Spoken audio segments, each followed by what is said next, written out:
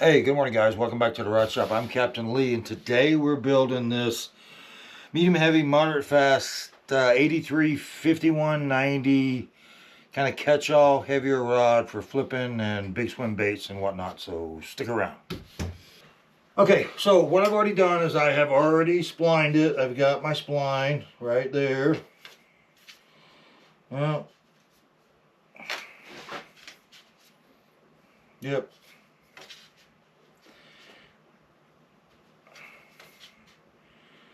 Yep. Alright, so I've got my spline marked here. It's going to be the bottom of the rod. That's going to be the trigger. We're using the wind grips in red and black. I've already started with power reaming, and I just want to show you how I do this real quick. Power reaming with wind or any of the other rubberized type grips, you have to be careful because you will get a lot of heat from the friction. And what I do is I take my time, not real fast on the RPMs, and you're more grinding it out with this coarse paper on the reaming tools, and I will switch directions, left or forward, reverse, as I'm working on it. So I'm working on the this is the first reamer on the rear grip. So let's knock this out real quick.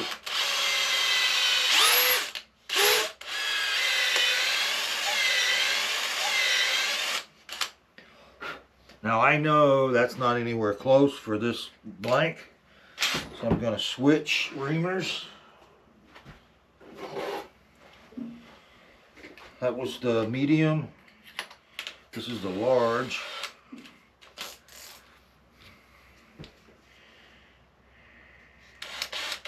Again, we're going to go slow,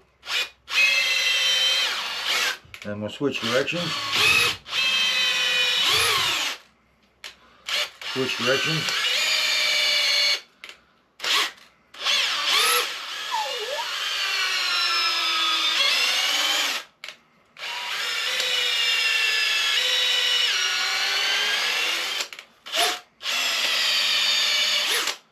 And it's getting warm. You gotta be careful, even with your extreme reamers, if you get them too hot. This happened when I was doing the 3 identical ones. I got in a bit of a hurry, and this the grinding tape is just contact cement. You get it hot, it turns loose. You want to put a useless reamer. Now you can recover these. I may in the future, I might use it for something else, but I don't think we're there yet. We're going to do a quick test. So, nope, not close. This is where I've got it marked. I did my layout. I probably should have showed you that, but actually it needs to go to here, because my layout is this. So we've got I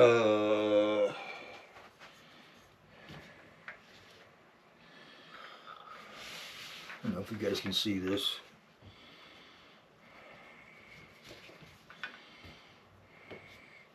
That's a 11 3/4 trigger. One thing we are going to have to do is when we're done reaming, we're going to trim some of this bevel off so that it mates up in this MVT reel seat, because the socket for the tenon is not as deep as it is on American Tackle. But we'll get to that in a minute. We still got to go. We got to finish this reamer and go up to the extra large.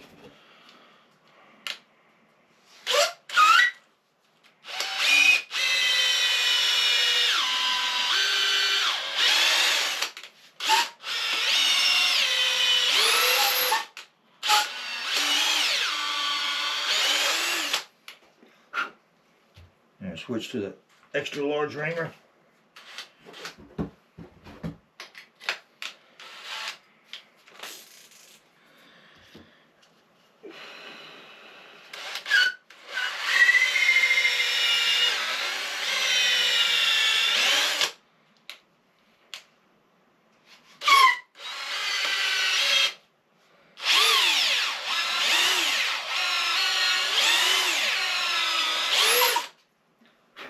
Alright, that should be getting us close.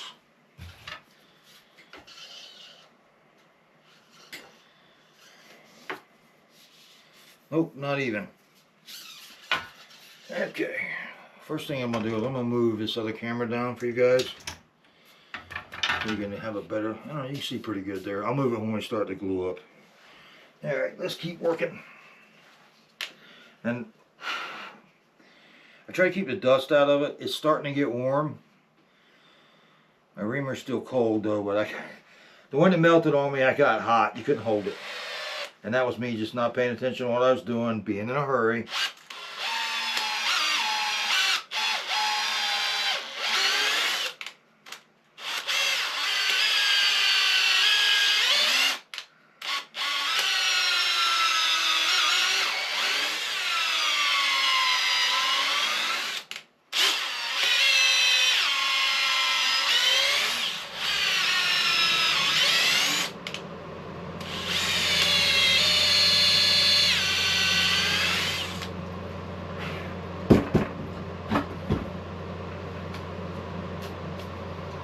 Check this.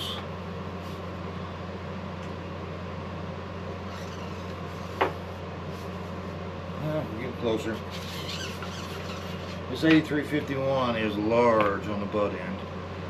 And yeah, AC kicked on because it's back to being hot in Florida again.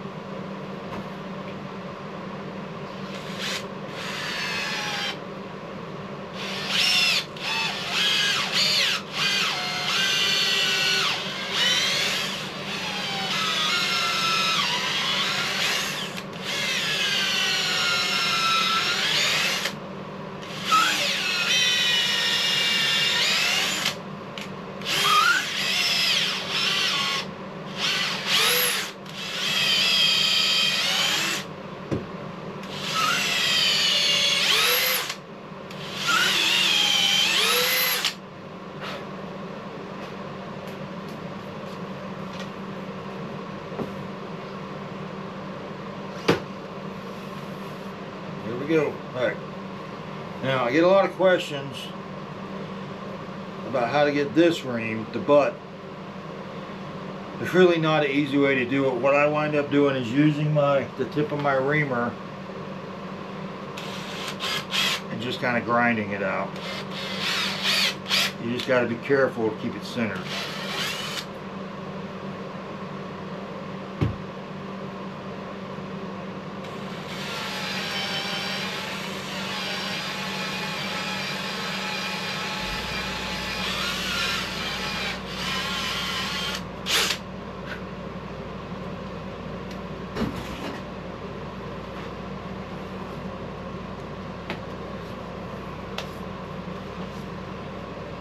Alright, and we'll get this mess cleaned up and get the cameras repositioned and we'll do the glue up and I'll show you how all that works. Okay, so we're back again. I've got the grips reamed.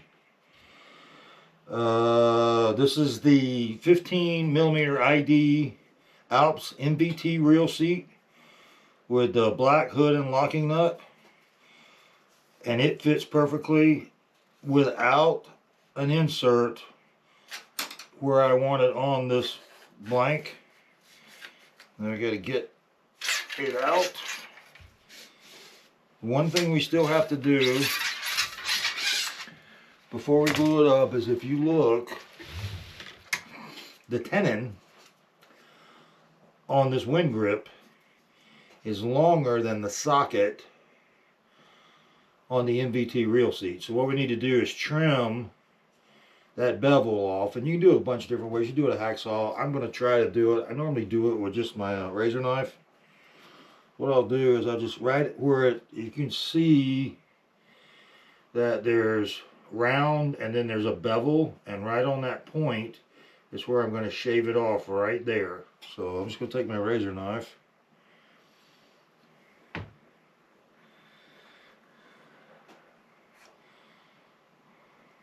Try to do it where you can see and I can see.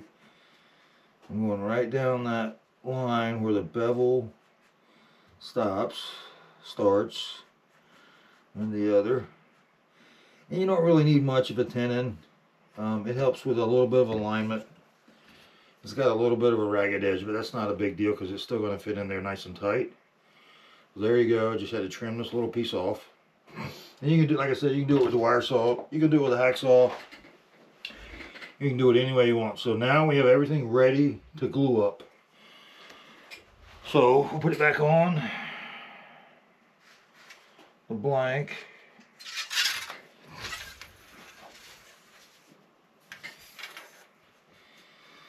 I need to get it past that tape one more time. There we go. There's my trigger. I'm going to put it in my stand here, kind of locked down.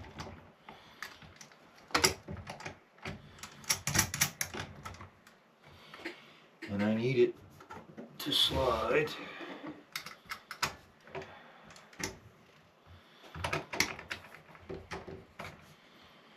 up about that far.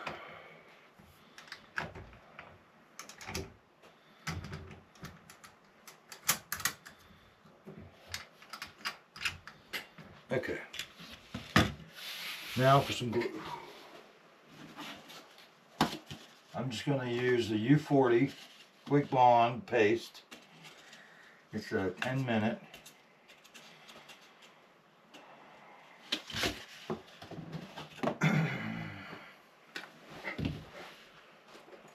Two popsicle sticks.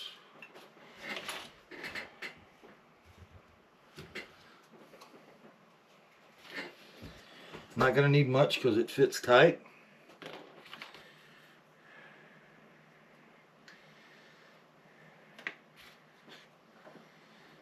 And I don't want a lot of waste. And I don't want a lot of mess to clean up.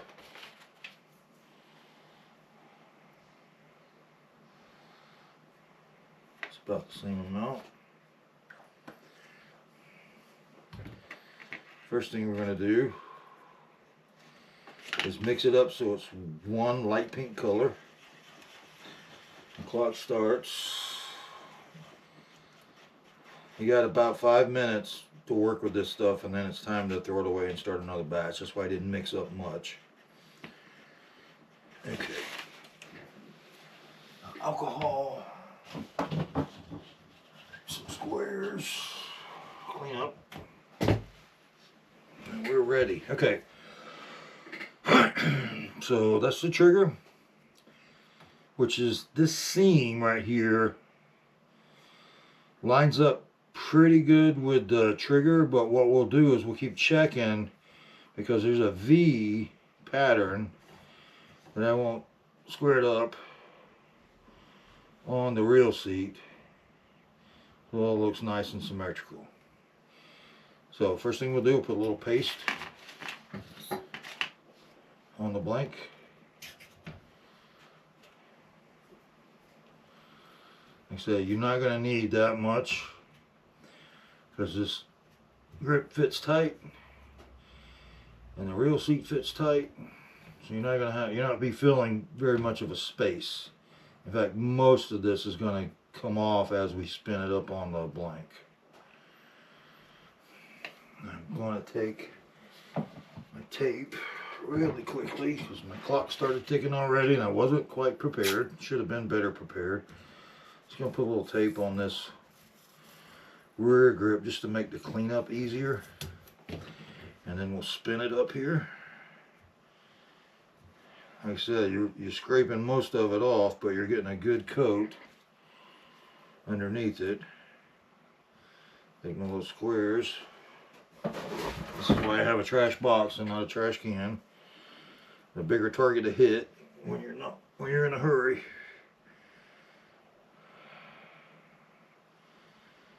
Alright, I'll do one quick cleanup on that.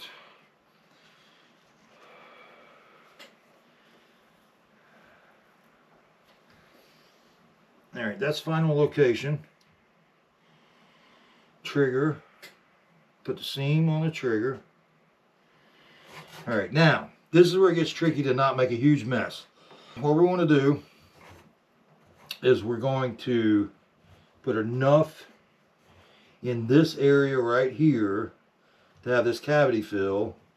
We're going to only put epoxy on this top side, and then we're going to wedge a little epoxy in here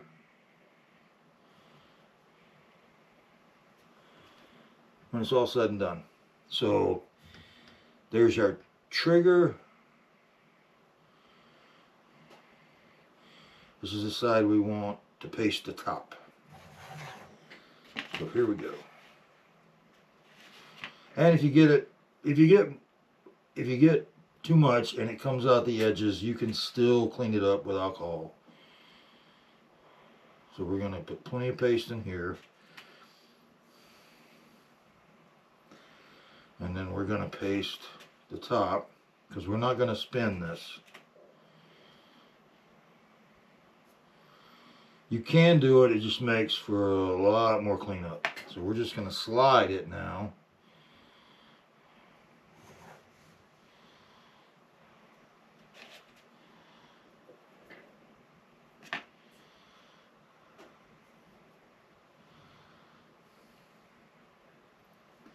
And I'm going to turn the grip a little bit to spread that. They got pushed back because I don't want to turn the reel seat. Alright, so we got a little bit squeeze out here. A little bit squeeze out there. We'll clean that up with alcohol. And I'll get this cleaned up and we'll be right back.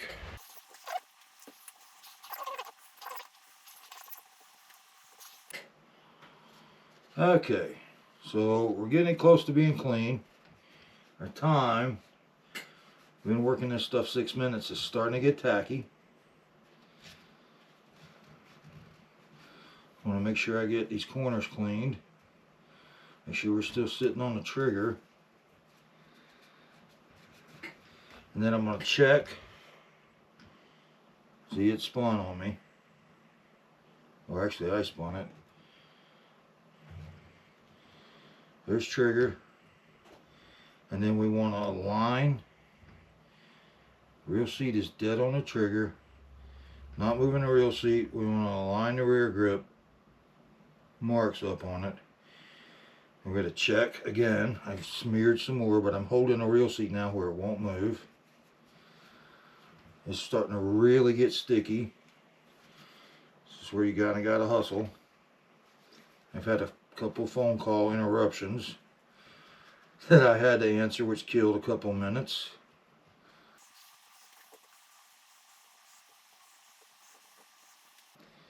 Alright, now we're going to let this sit and harden up so it won't move. Now that we've got it positioned, clean this rear up just a bit. And then we're going to mix up some liquid and we're going to stand it up and run a little liquid in the front of it just to secure the front of that reel seat to make sure it's got no chance of twisting and breaking loose during a hook set. So when we come back, I'll have this clean and we'll be ready to do some liquid epoxy, so don't go away.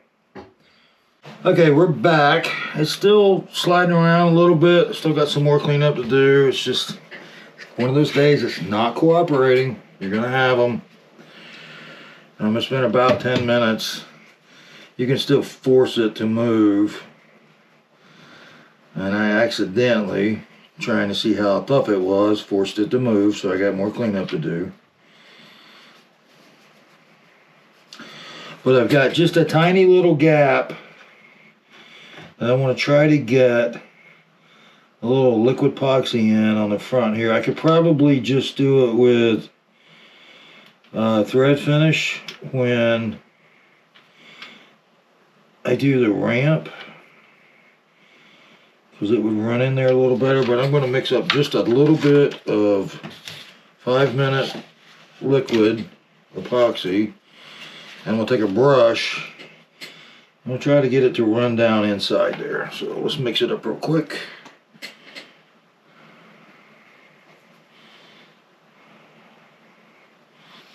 I say we're not going to need much. I just want to secure this front end of this reel seat.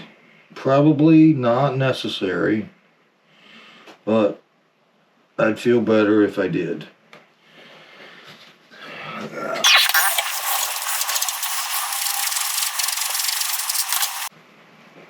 Okay, now I've got epoxy on my fingers. Great. I did not want epoxy on this hand.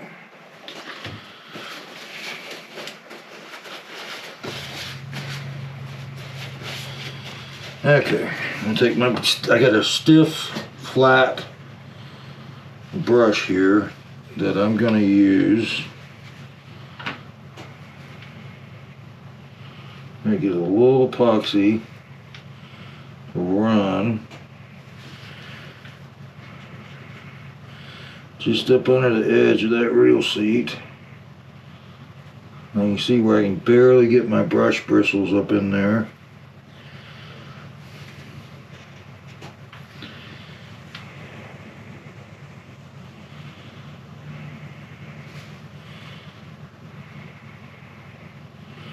I'm just using gravity to help me get that in. And then I'll wipe the excess off.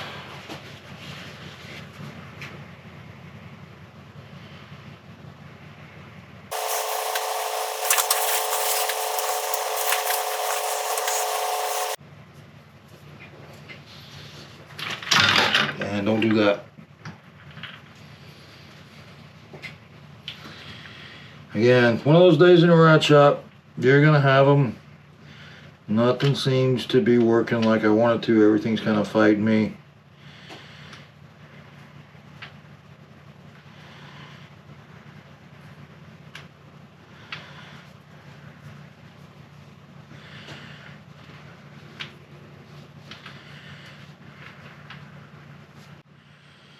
All right, now we're gonna let that cure for a couple hours before I start messing with it again. When we come back, we'll do balancing of the rod, put the butt cap on, and then we'll let that cure for a bit, and then we'll start doing our guide layout and static load testing. I'm hoping to get this entire build in on one video, so yeah, y'all stick around. Okay, we're back. It's time to balance this rod. Now, what I'm about to do, most rod builders will tell you it's wrong. And I don't care. Because 100% of my clients will tell you that they would rather have a rod balanced than have one as light as possible. So here's where we're at. This rod, just because of the nature of the design of the blank, is very tip heavy unless you put the grip up here.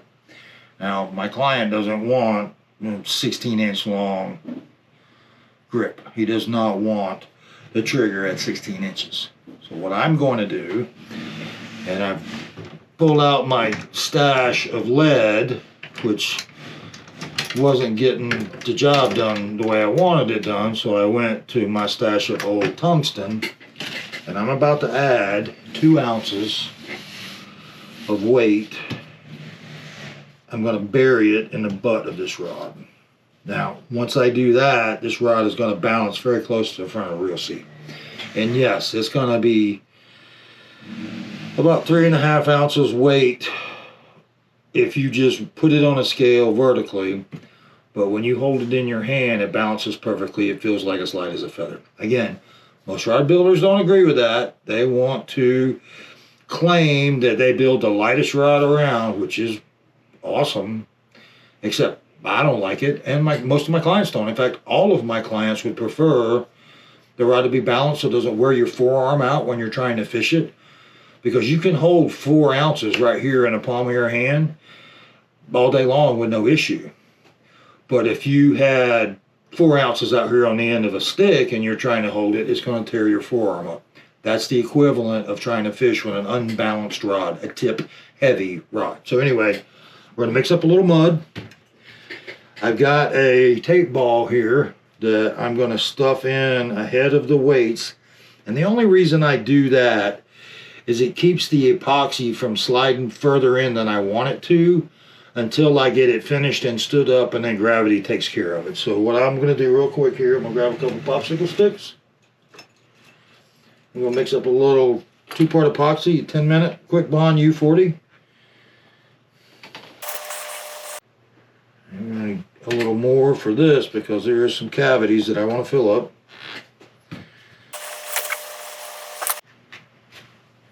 Pretty close to equal parts there. And this is the order in which I want my weights to go in. my tape ball,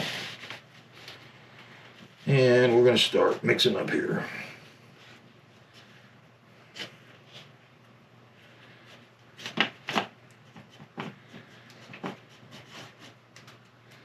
You know, all I want to do is get a uniform light pink color.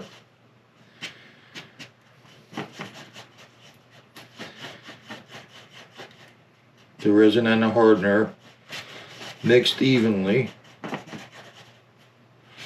That'll do it.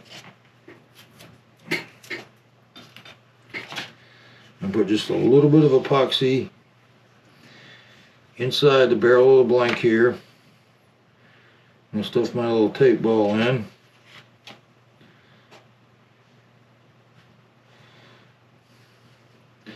And all that's doing is just keeping, as I'm putting epoxy in and my weights, is keeping an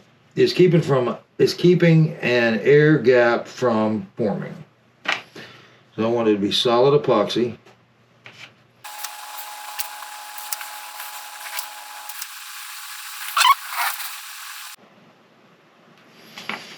I'm going to do a little bit on the outside, very little bit. I just want to get it wet and scrape it back off because most of the epoxy for the butt grip I'm going to put in the butt grip because I don't want it to shove it off and me have to clean it up. I want it coated.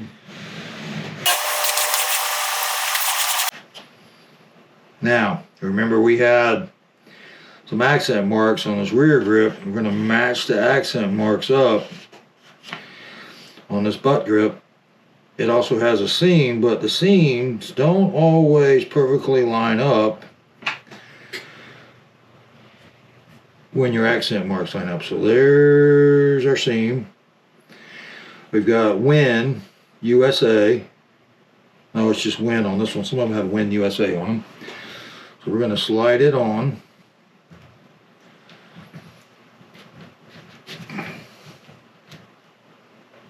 Push it up snug. There's our center of our accent, which lines up perfectly with the top of our reel seat. Then we want to square this Win up on top of that. That looks pretty good. Do a little cleanup.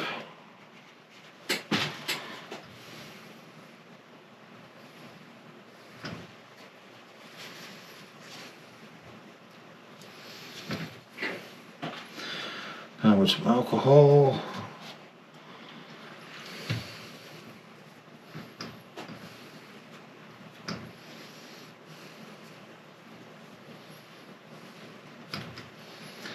Dry it off, make sure I've got all the epoxy off of it, make sure I don't have any epoxy on my fingers. I don't want to leave any fingerprints on this.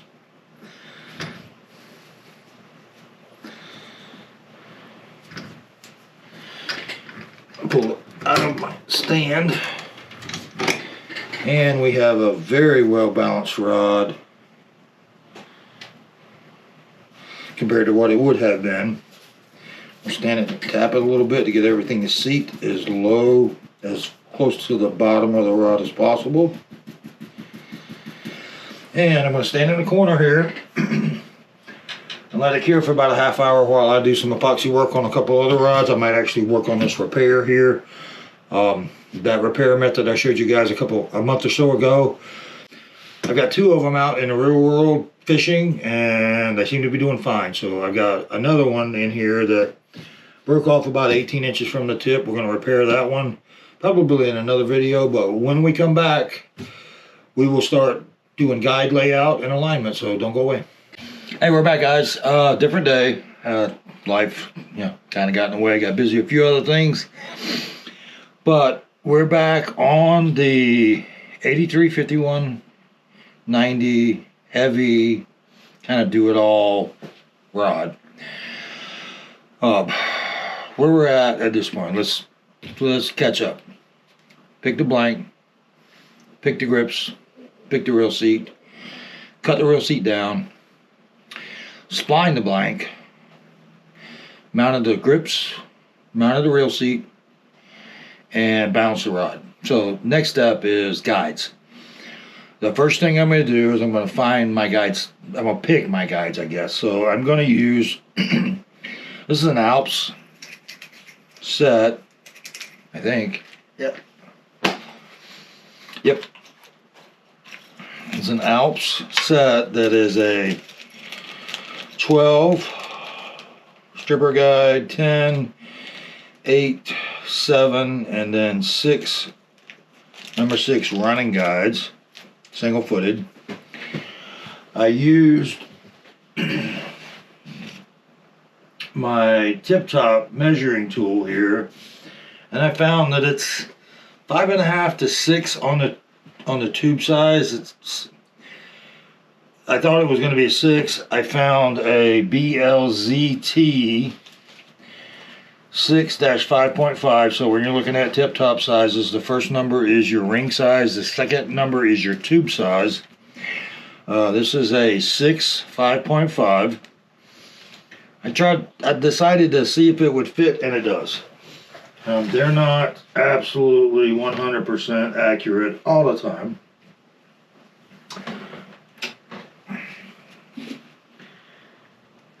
And well, I had it on a minute ago.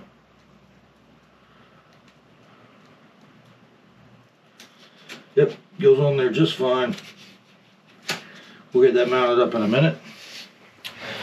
So we have guides, we have tip top. I'm gonna pull a hook keeper, which for this particular client, they don't like my XLT hook keepers. So we're just gonna use a standard drop shot hook keeper on this rod. If I can get it out.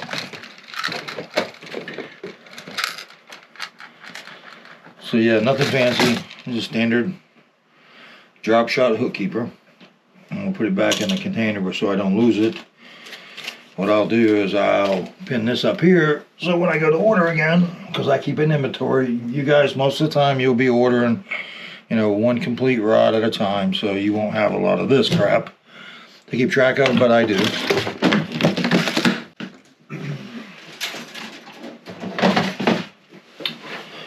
Okay, so what is it to load test and put guides on? Well, the first thing I want to show you guys is this is my homemade load test apparatus.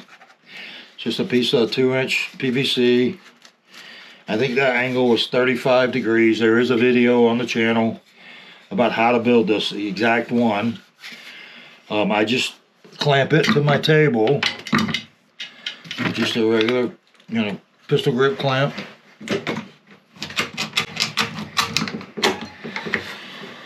And then the other part of load testing is what I have done. This is a $5 guide alignment tool from Mudhole. And what I've done, instead of having to mount a reel up on every reel seat when you're testing, and it's heavy and it has to turn, and it's just a regular pain, I have notched and taped my line at the same height that it would be coming out of a reel. Let's see if you can see that. So, you know, that's the height. So it's dead on. We'll get this out of the way. This is just a Revo, which is pretty standard for a low profile reel.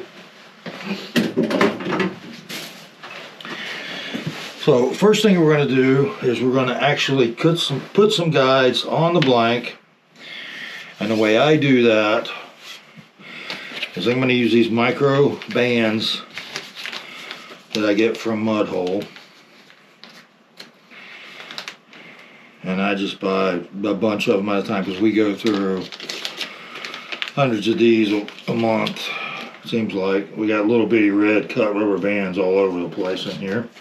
When we're really busy, it just piles up in the wrapper because we don't stop and clean the wrapper out. So the easy way to do this, I have found, is I'm just going to hold the tip in my hand and I'm going to lay it in and just pull it. See, that one tore off before it got over there. Smaller blanks are just as easier to do.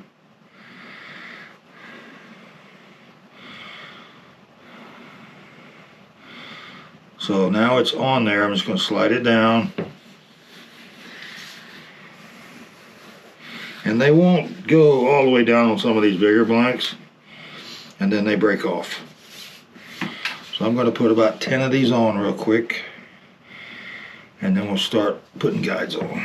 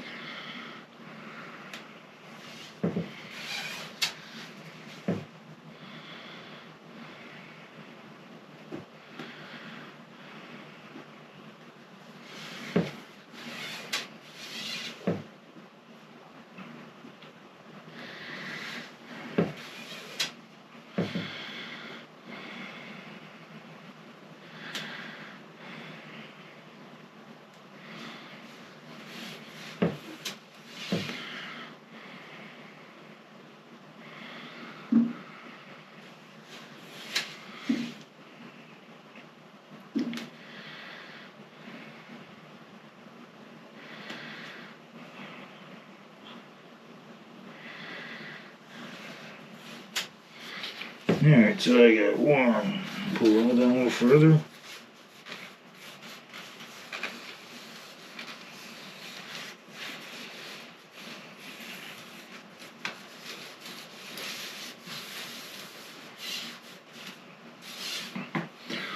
Two, three, four, five, six, 7, 8, 9. Put a couple more on just for good measure.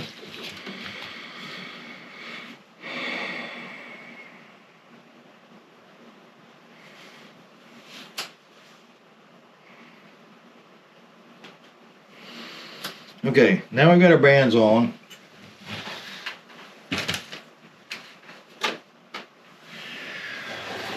We're going to throw it in the power wrapper just to hold it for a minute.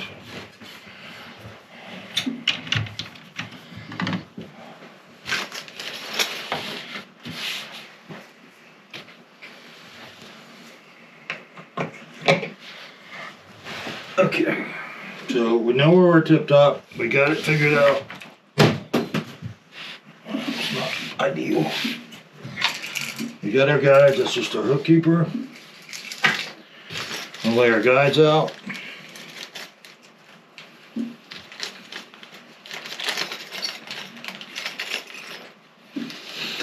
So we got a 12 double foot.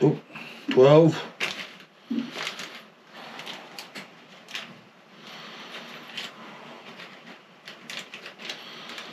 Got a 12 double foot. That's going to be our stripper guide. We've got a 10 double foot, which would be a transition guide if we were we got a 10, which would be our transition guide if we were going to start with a spiral. This rod is conventionally wrapped. We've got an 8 double foot. We got a 7 single. And then we've got 6 single foot number 6s. And we'll just start spacing out here. We'll see what we actually use. I don't always put a stripper guide as a 12. A lot of times I'll start with a 10 or even an 8. Because you really don't need that big a stripper guide on a casting rod. Because your line is coming out of a hole that's about a number 8 out of your reel. So is it wrong to do that with a huge stripper guide on a casting setup? I don't think so, but I don't think it's necessary. We'll see how this lays out. So typically we're going to do we'll do a stripper guide about 20 to 22 from the front of the reel seat. So that's going to be in this general area here, which I don't know if we're going to get those bands stretched down that far. Sometimes if you let them sit on the rod a bit stretched, you can take them down a little further. I don't think that's going to work. That's getting pretty tight. It'll probably just break when I put it on there. So what I'll do in that case is I use either 1/4 or 1/8 masking tape to hold it. Probably use a 1/4 on this because I got plenty of length of the feet. So I'm gonna pull a couple strips off here.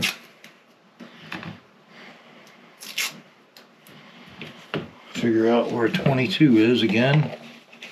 It's going to be right there.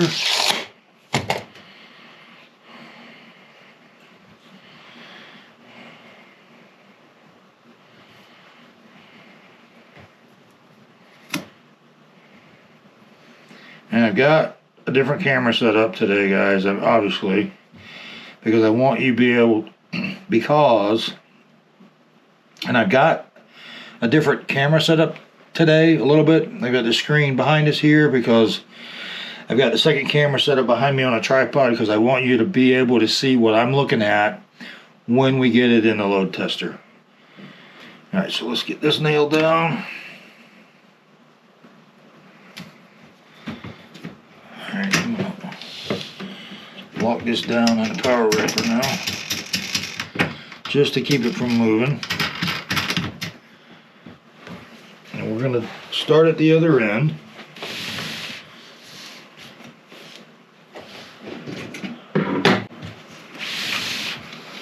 And we're going to go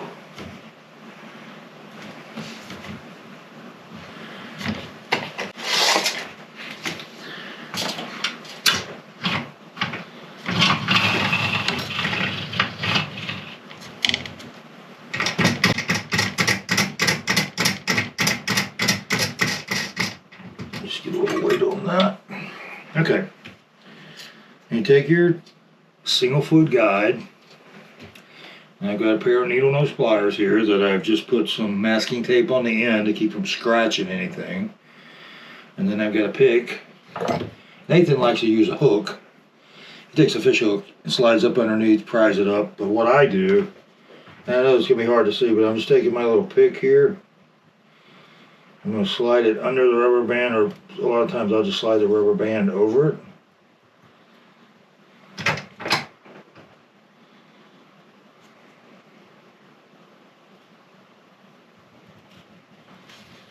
And it's just hanging there like this. I'll take my guide, stuff it underneath the rubber band. Now they got a gap. Pull my pick out, and we now have a guide temporarily held on with a little rubber band. I'm gonna finish these up, and then we'll start moving them around. I'm kind of gonna place them anyway. Like I'll put the guides, I'll put the bands somewhere close. Like typically, I start something called a 3-4-5. So my first guide is 3 inches from the tip top. My second is 4. My third is 5, 7, 9, 11, just to get them on the blank, somewhere close to where they should be, and then we'll put in the load. We'll put it in the load tester and start moving stuff around. So let me knock this out real quick, and we'll be back.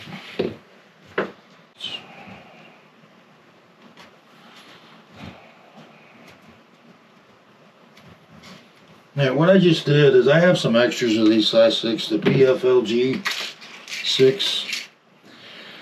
It's a XPBFLG 6. It's a single-footed 6-ring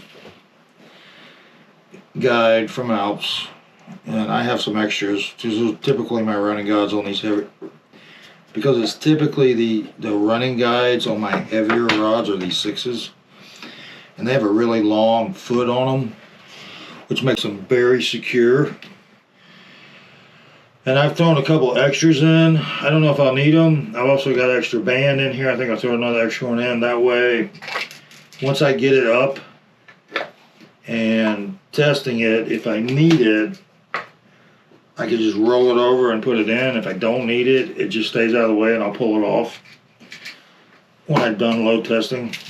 But it's just something that'll save a little time.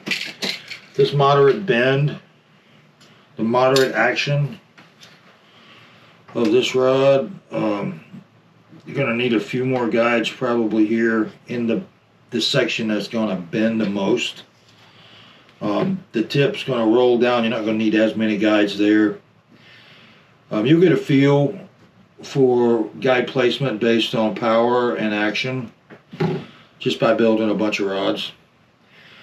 And then this is gonna be, yeah, I think I'm gonna take that 12 off and just not use it. It came in the guide set, but I think I just wanna use the 10 instead. So I'm gonna put my single footed 7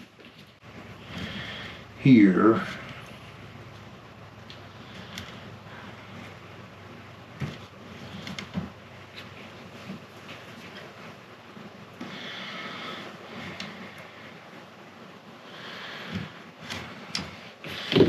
And we'll replace that 12 with a 10.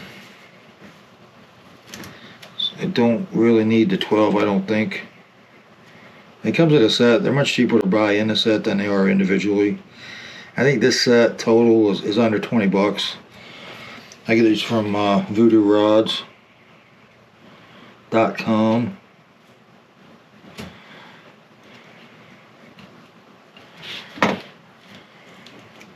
I'm going to set this 12 aside for now. I'm going to start with the 10, 8, 7, and then my running guides.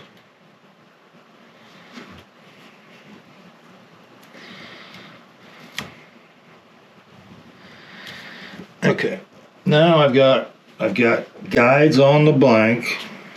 Oops, I still got to put my 7 in, my 8 in.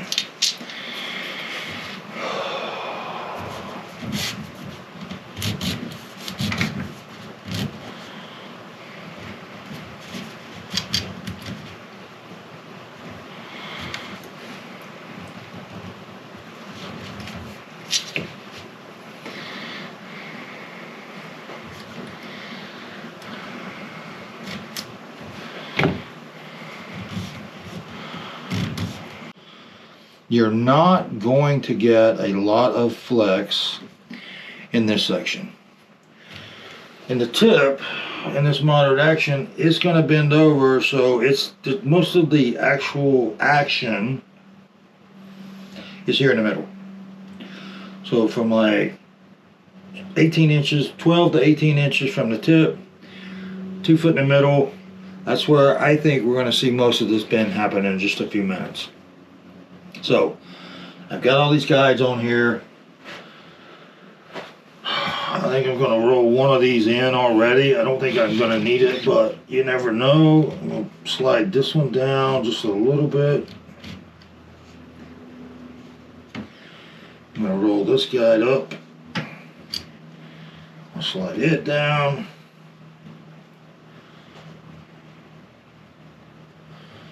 And we'll see how that works out. So next, we need to put the tip top on. So what I would do, I'm going to get, since I've got it in my power wrapper here, I'll get it squared up.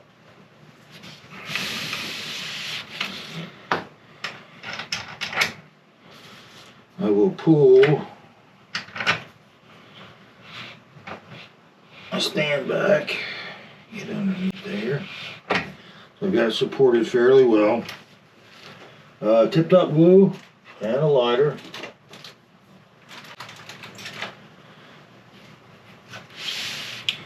Tip top and my pliers. So you have to get the glue on the tip of the blank. You have to get glue in the tube, and you have to get it to hold. So here's how I do this. Oh, that's a brand new one. Where's the one we've been using? Well, I guess it's time to use the new one. We've used the other one up. You can do it with a lighter. You can do it with a little flamethrower torch. So we may wind up. This is a higher temp tip-top adhesive I get from Mudhole. Works better in the Florida heat where it's 100 plus degrees on deck, laying on brown or laying on dark gray carpet. Everything wants to melt, so I heated that up, and I'm just gonna scoop some inside the tube.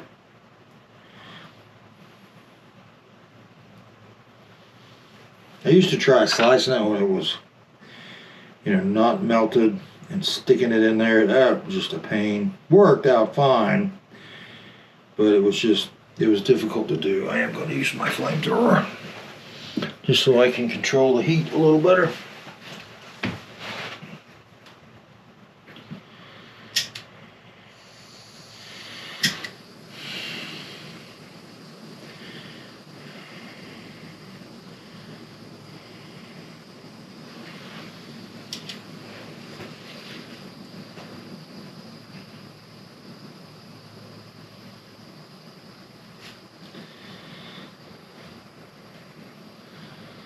Alright, I've got a good amount of glue on the tip top now.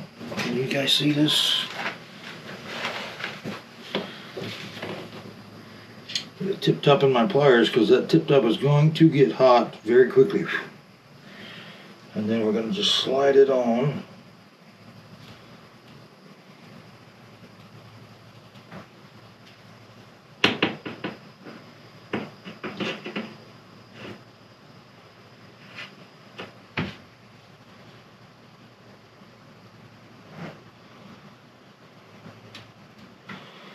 Or not. I know you went on there a couple times already.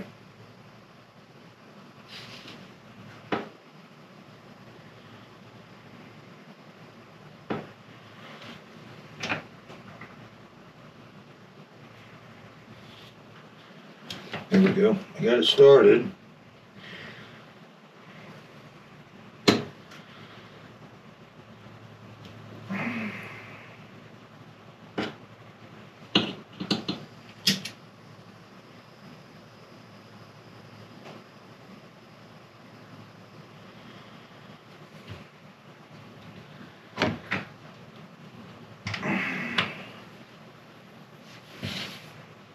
I think I'm out of fluid in my flamethrower.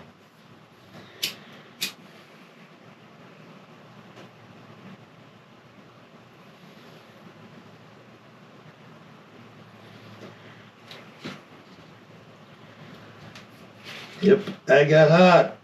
Told you it would be hot. Now, I just want to make sure I get it aligned perfectly.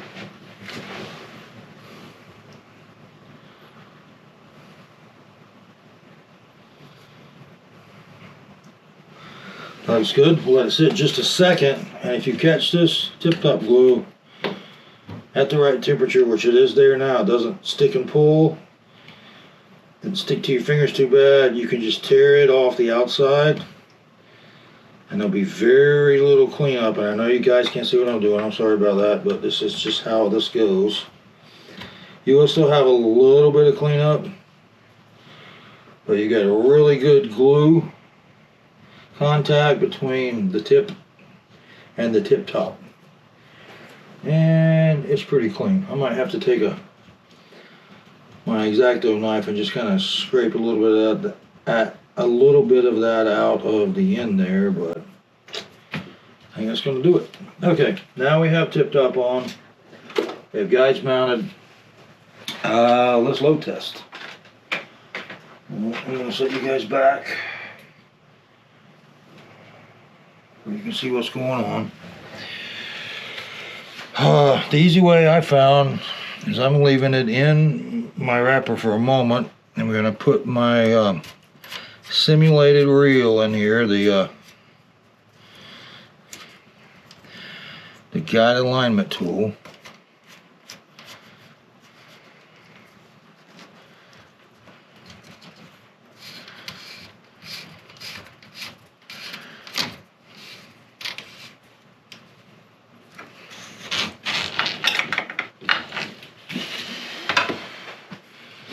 I'm just going to thread through these guides.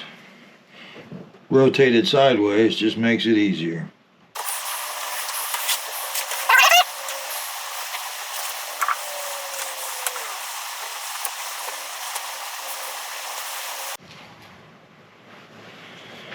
Alright, let's get it out of the wrapper.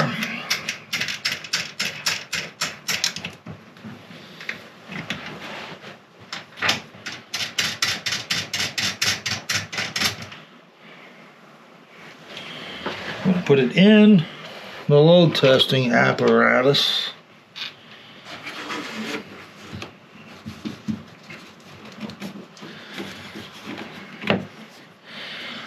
And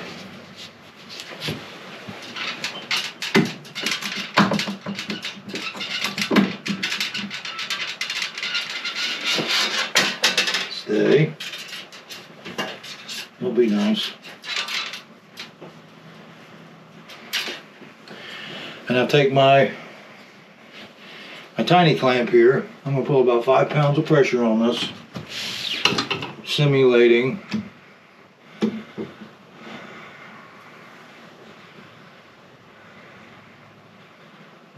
a fish or a big fish or a little fish. How do I get twisted like this? Oh, we got a twist in our line somewhere.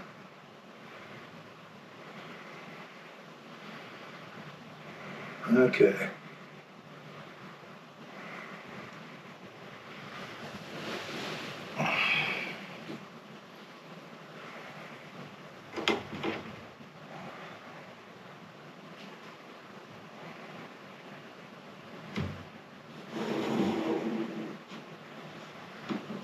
I got it in there again. How did I do that again?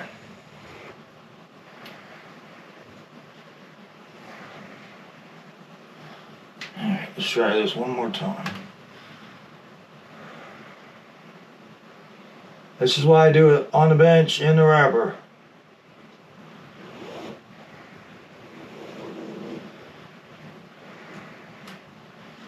Okay, now we're going to simulate a load. And you see how that just rolled? I hope that showed up on camera, did it?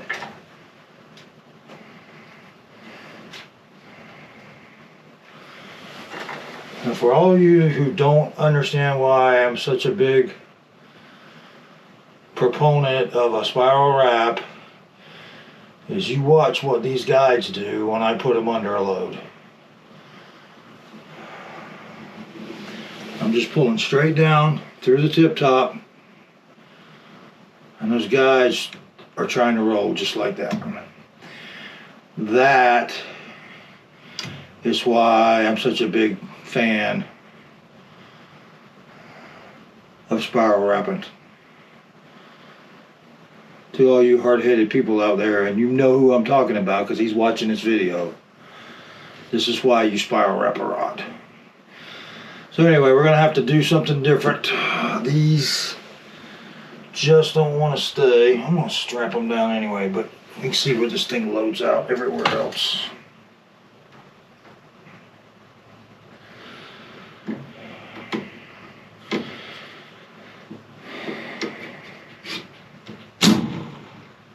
Yep, it just pulled them all off.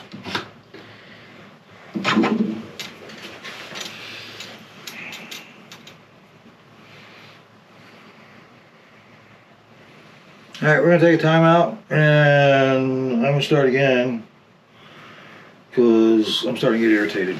I'll be back.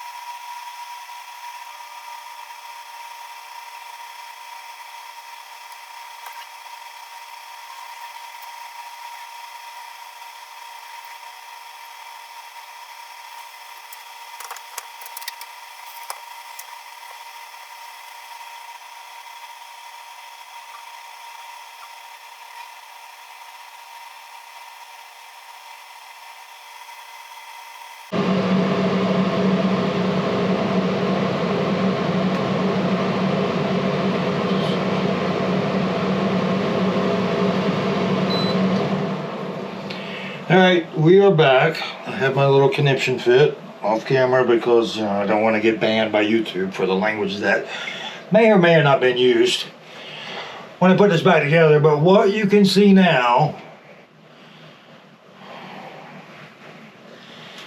is that on a pretty heavy load, hopefully you can see this, is I've got a line that's trying to touch. I'll go past the blank here and here. So what I'm going to do now is I'm going to pull some of these up a little bit so I can spread this load out. So what I'll do, I'm just going to slide the rubber band, trying not to pull the guide out of the band.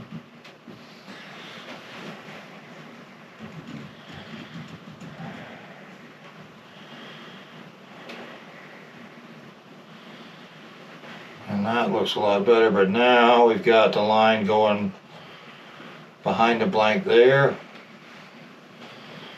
So I will slide this band down. This is what, I just pulled it out. I did exactly what I told you not to do. Let's see if I can get it back in without having the little conniption fit. Yep, alright, we got it back in. Okay, alright, so this one.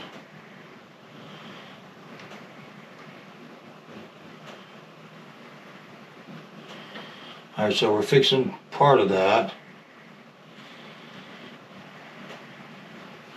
Now this one needs to come back. I'll slide this one back a little further.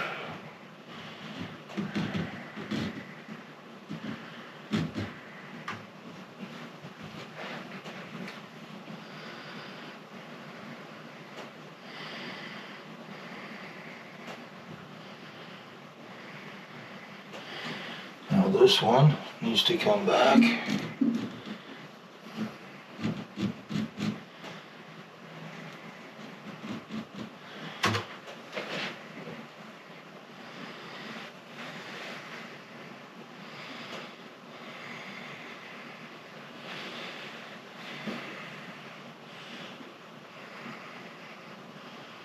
And I know this is hard to see. I use the yellow, makes it easier for me to see.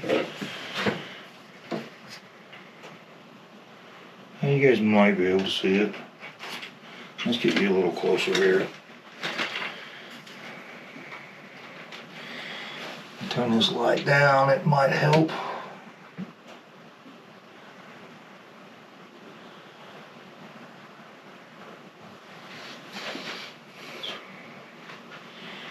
But what we're doing, other than kicking blanks under my heel,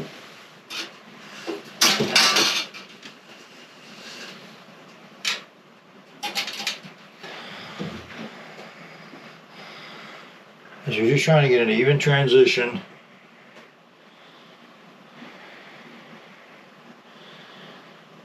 And not have the line touch or go past the blank. Now I still, with this heavier load, I'm going to move this one, I'm going to move this one, I'm going to slide some more of these down again.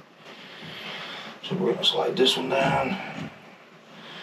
Because I'm just working my way to a heavier load, so this thing doesn't flip on me again, and I'm pulling some of the weight just on the tip top and not using just the line. If it was a spiral wrap, the load would distribute a lot better. Again, that's why I do it. So now we're starting to look, now we're getting where we need to be. Hopefully that's showing up. Let's get some more light on this for you guys. You know, one of the struggles that I have shooting these videos for you guys, one, it takes a little longer to build a rod. Two, in order for me to see, you can't see. In order for you to see, I can't see a lot of times. So now we're just being careful how we load this. That's getting real close right there. And I will measure this here in a minute and give you these distances from the tip top. You can see how the load is trying to transfer underneath the blank.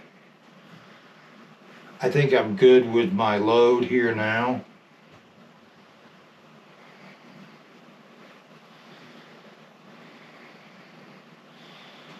Yeah. Don't do it. Don't do it.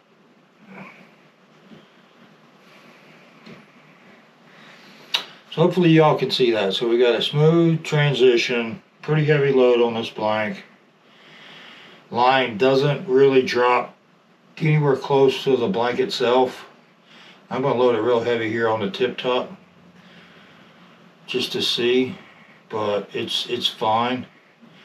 You're still trying to pull them off, but this is how you load test. Again, if this was spiral wrap, you could just load it, look at your gaps, get all your gaps even, and you'd be fine. So anyway, that's load testing. More frustrating than it needed to be, but it's done now. Tell you what, while I'm thinking about it, I'm just going to give you guys the measurements because I know somebody's going to ask for them. So we'll pull this down.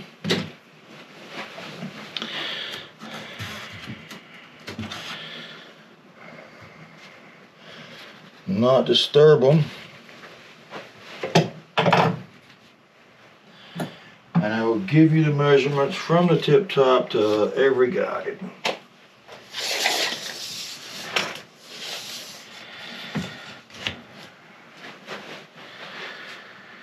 Okay. Here's your guide layout if you don't have a way to static load test it. For a conventional wrap, first guide's 2 3/8. Second guide is at 5 3/4. Third guide is at 8 3/4. Fourth guide is at 12 inches. Fifth guide is at 15 5/8. Next guide is 19 5/8. Next guide 24.5. 28 3/4. 35 3/4. 44 for your double footed 7, and then 52.5 for your double footed 8. There's your guide layout. I'm going to do some cleanup in here and start with some wrapping, so don't go away. Alright, welcome back. So the rod is now in the wrapper. And in an effort to shorten this video, because I'm sure by now you're tired of listening to me ramble, we're going to do one guide wrap. It's going to be a double foot so you can see how I do both directions. Not that big a deal. And then we're going to do a base coat of epoxy, which every other coat of epoxy will be the same, except this is a base coat going underneath where the labels are going to be, because this is etch-red blank, so it's got the ribs, and labels and ribs don't go together very well. So we'll do one wrap, and then we'll do a base coat of epoxy where the labels are going, and then the last section of this video to finally end this long-winded video of how to build a rod will be labels, and we'll be done. So let's get started with a wrap. I'm gonna try to get enough light so I can see and not glare you guys out too bad. Alright, so we are in wrap mode. Everything's locked down. The right pedal would help. That's the correct pedal. I got too many pedals down there. Okay, now I've got my fancy schmancy tape dispenser, but you don't need one of those. I'm going to show you how to do it. I'm going to show you how I do it with the old school way. So I'm going to pull a few sections off of the 1/2" masking tape.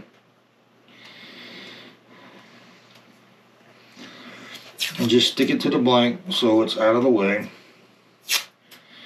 This is why I have the tape dispenser. It's a luxury, but it's nice when you're holding things with one hand, and you can, anyway. You don't need it if you're prepared. So let's just try to prepare. I also need a fresh razor blade.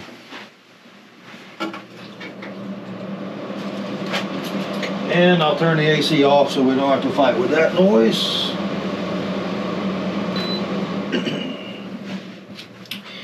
Hopefully I can get this done before it gets too hot in here. Okay, I've just got Color Fast Black size D 862. Now I get questions a lot of time. People ask me, well, what size thread is best? I don't know that there is a best. There's 4 or 5 different sizes out there depending on the manufacturer. I use D. Mostly because it works great. It's easy for me to see with old eyes. I use A occasionally with some accent stuff, but you can pull it off with D. And a lot of times I'm going to color my epoxy anyway, or at least tint it. Maybe not a solid color, but at least a tint to it. So it looks like, if you know, a well burnished thread with clear epoxy over it looks great. A well burnished thread work with a tinted epoxy over it looks like it's seamless, like tape almost. So first thing I'm going to do is make sure you guys are in camera. What you see I've done is I've taped my tag end of my thread ahead of my wrap. Now we're going to do this rear wrap first. Let me get this tape here holding it on out of the way. Now this is how I do it. I've seen a bunch of different ways to start wraps. I've tried them. They work.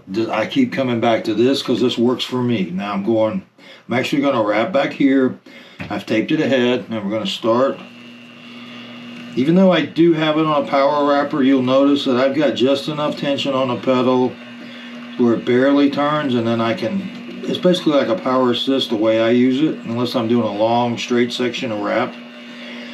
So if you notice, I've come across the rear or the forward foot, and then I've come across the guide foot that we're going to wrap, and it's be the same. If it was a single foot, I would do the same thing, just to kind of pin it down to the blank, and then I'm coming out ahead of the guide foot about 4 wraps.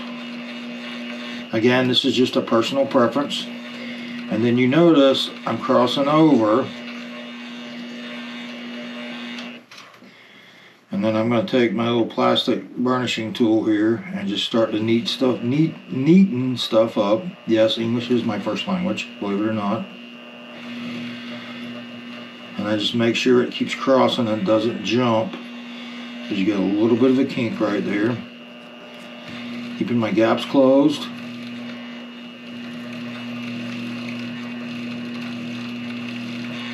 That's about 5 reps, that's fine. Now we're about ready to jump up on this guide foot. What I do is I would put a gap in intentionally, and I'm going to run 2 or 3 reps.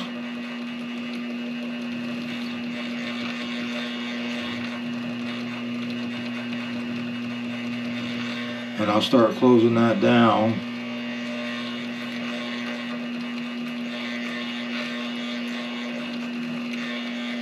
Again, this is my way of doing things, not the only way.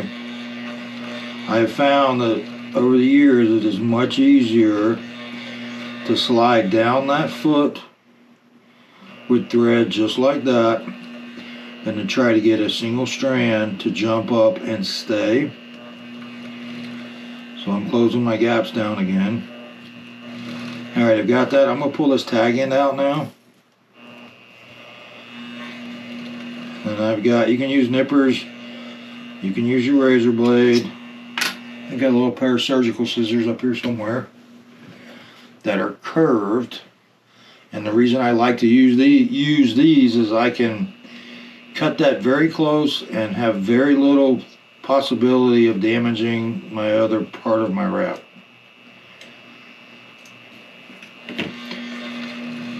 Alright, so we're going to work our way up the guide foot. And like I said before, even though I have it on a power wrapper and I have a little bit of power assist from the pedal, I'm not using a lot of it. I'm still turning it by hand. So if you're set up in a hand wrapper, you'll be just fine. I'm going to straighten this guide up a little bit. I knew it was off of where I needed it. I noticed when I was looking down a little while ago. The other question I get a lot is, how much tension do I use in my guide wraps? Well, if I take it off of the power wrapper, I put as much tension on as I can that when I release the blank, it doesn't try to back roll. And that gives you plenty of tension on your thread. Really, the thread needs to stay there long enough and hold the guide in place until you can get the epoxy on it, get it adjusted, and then get the epoxy on it. And a little kink there I'm not thrilled with.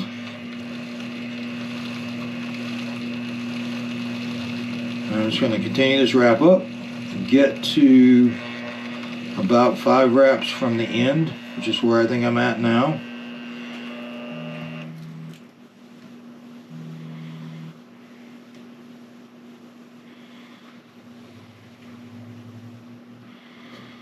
And I'm going away from the, and I'm looking for a thread pull. The thing that disappears the quickest around here are my thread pulls. Ah, there's one.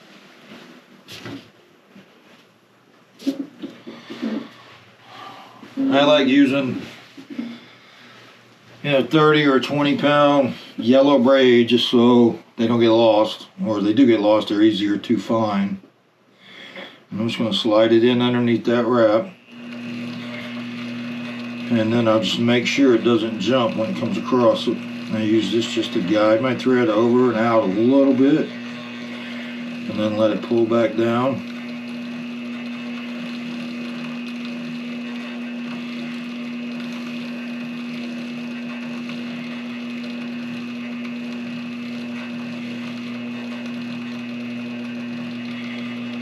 And I get to the end. I'm going to use my index finger. I'm going to pull a little slack. I'll use my scissors. And you know what I just did? I wasn't paying attention. I was talking to you guys. And I put this thread pull in backwards. I put this thread pull in like I was working on the top one. So I'm going to back it off and rewind it, and then we'll do that again. I wasn't paying attention. I was talking to you guys. My phone's blowing up.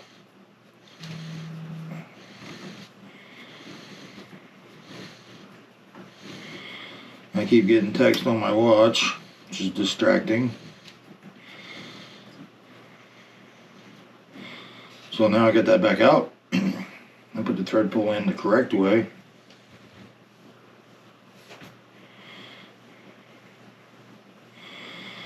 And the best way to, I guess, to say which way to put these thread pulls in, you put the knot away from the guide. If you always put the knot away from the guide, then you will always be able to pull a thread through without catching on the knot. And that was what would have happened if I'd left it the way I had it a minute ago. So let's get this wrapped again.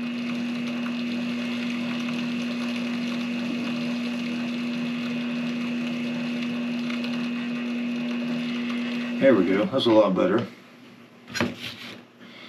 So I'm just going to cut it loose. I'm going to dump this in through. Hold tension on it. And I like to pull the thread all the way back under. I know a lot of people will cut it close and try to snatch it under. I like being able to pull some additional tension in these last 5 or 6 wraps that I put on it. Get everything packed tight, making sure I've got no gaps.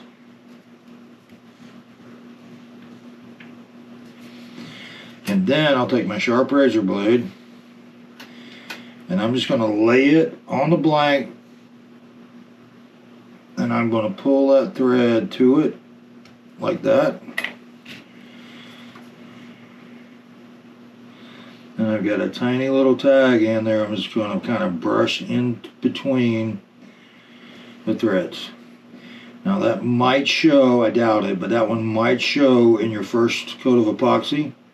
If it does, let the epoxy dry. Take a razor blade. I'm having problems with English today. Take a razor blade, and you have a little bit of a nip standing up there. Strike it off. Sharp razor blade, and you're done. Alright, I'm going to do a real quick wrap on this upper side so you guys can kind of see it at real time. It only takes a couple minutes to wrap a guide, honestly, once you get the hang of it. So I'm going to pin it. cross over. I'm going to pin this other guide foot down, come out in front.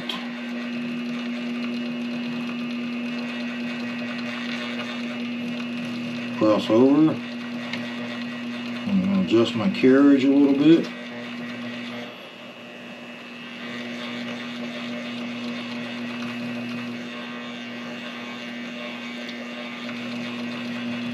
Make sure I get it nice and straight.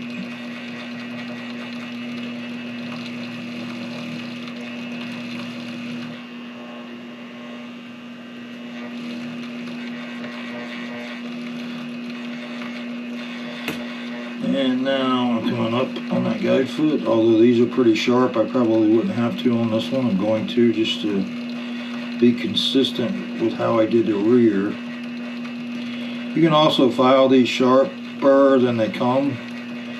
I don't really see that as necessary on most of these new guides and on the size that I work with. If I was working with big saltwater guides, then yeah, the feet probably get kind of clunky out front and you really would need to file those down. But you know, I'm working with mostly bass rods or panfish kind of rods,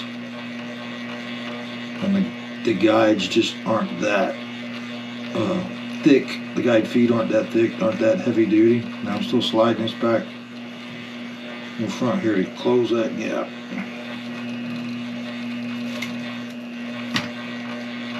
Let my tag in free.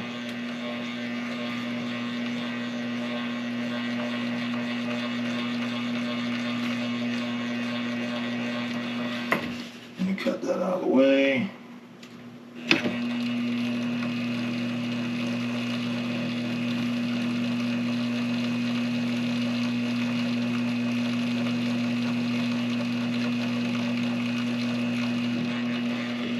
Put my pull in knot away from the guide.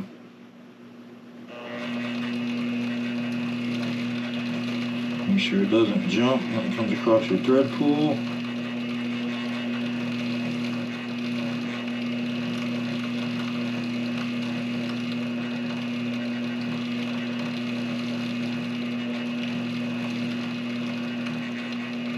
And we'll do it right there. Pin it. Cut it, grab it through the hole,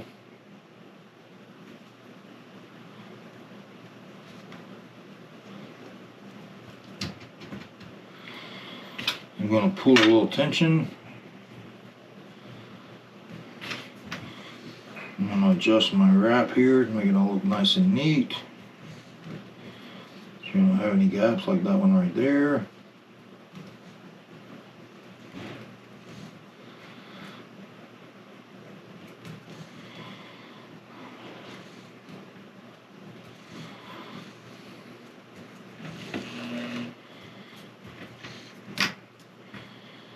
Pull tension again, razor blade, lay it flat, pull a thread to it, boom. I'm going to comb it down in there where it disappears. Got a little bit of a nub there. You could try burning it off with a lighter, but I don't like doing that. Like I said, go ahead and put your first coat of epoxy on, and if it sticks up, nip it off. So that is the first guide, stripper guide, wrapped. Now just clean it up a little bit, get your lines nice and straight, get rid of any gaps you might have. And in just a few minutes I'll get set up to do some epoxy, and we will do base coat of epoxy in the areas where we're going to put the labels, so don't go away. Okay, so we threw a little paper towel down. You guys have seen my power wrapper. It's a mess, but I do try to keep it clean, but it happens, and every couple of weeks I've got to get the old razor blade out and scrape it. I gotta get where you guys can see what I'm doing.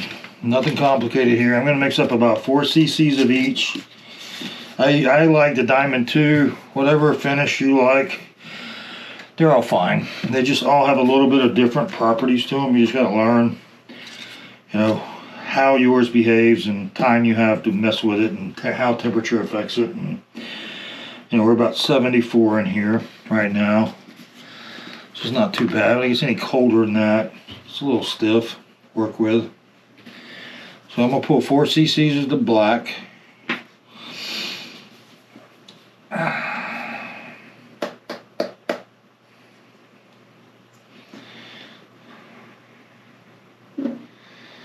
I'm going to put it in my little specimen cup.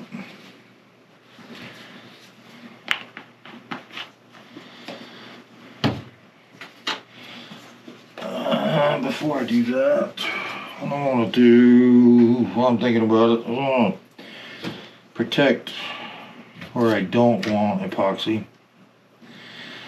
So what I'll do to get me a nice clean line out here,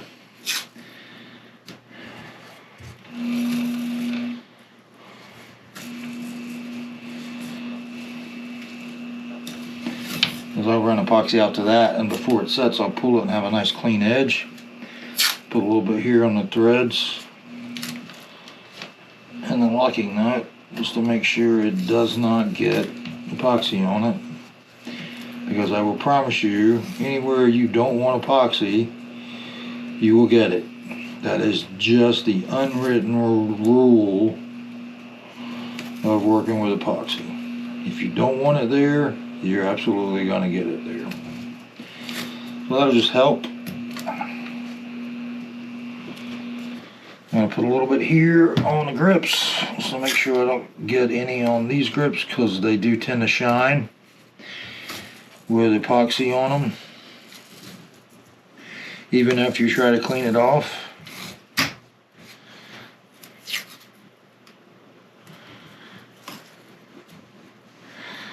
And this is just to keep me from making a mistake.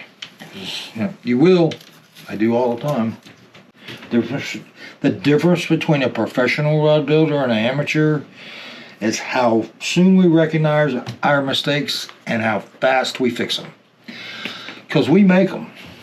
Don't let anybody kid you. Alright, so I got 4 cc's of the black. I'm going to do 4 cc's of the white cap.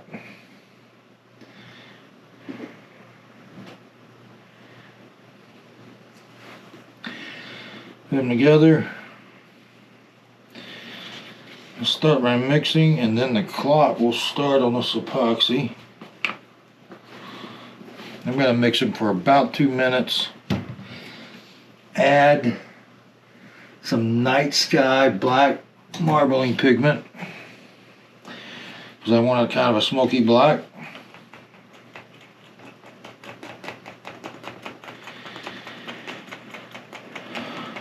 And I also need to cover up these ridges, so when I put the label on, they will not, I mean, you put a label on these ridged rods and you got a problem.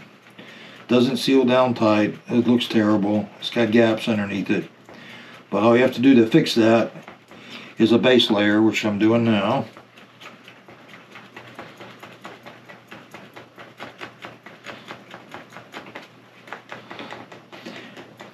And yeah, I'm getting a lot of air bubbles in this, but 2 things will happen in a minute. When I put the pigment in there, that will knock a lot of the bubbles out. Somehow it breaks the surface tension. Again, words. The pigment breaks the surface tension of the air bubbles for some reason. And then I'm going to lay it out in my aluminum pan and put a little heat on it, and the rest of the bubbles will be gone. Alright, now let's add a little pigment to it. And the way I do that is with an old X-Acto knife, using it kind of like a shovel. I know how much it'll hold. I'm going to put 2 kind of scoops of it, except it's moving on me.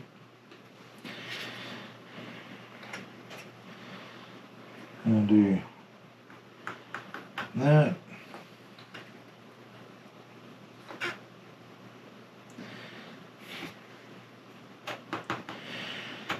That should give me a pretty dark tint. on my 8 cc's. And again, you get a feel for it. And if it's not enough, I'll add some more, but I think that's going to be plenty. So we'll mix this in.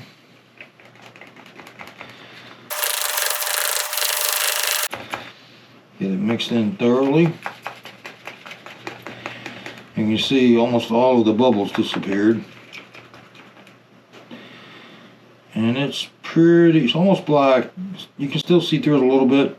As you look down through all of this, and it looks very dark, but if you put it on something, you can still see through it. Like you can still see through it on my my little pick set there. So we're going to dump it in this pan, spread it out so you don't have all the heat from the chemical reaction between the two parts. And you can see it's still got a few bubbles in it. Not the end of the world. I'm sure you how to get rid of those in just a second.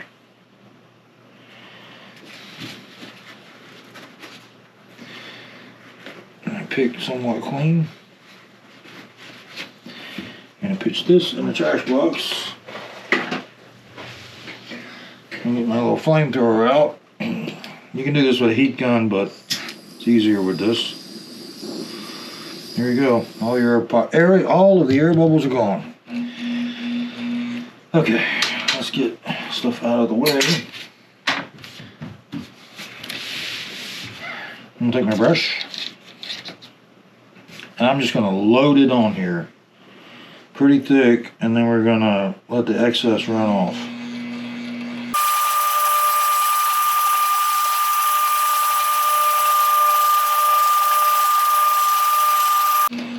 And I'm just using my foot pedal just to turn it nice and slow. I'm putting it on longitudinally down the blank.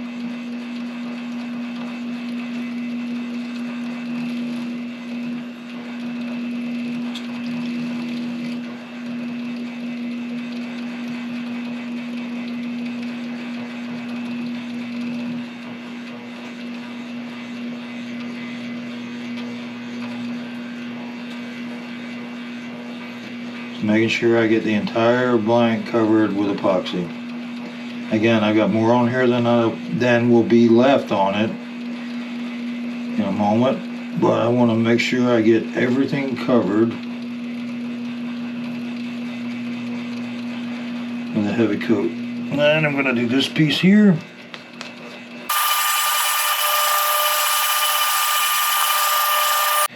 And if you're wondering how I'm controlling this power wrapper this slow and your pedal won't do this, is because you got one of the new pedals and they're horrible.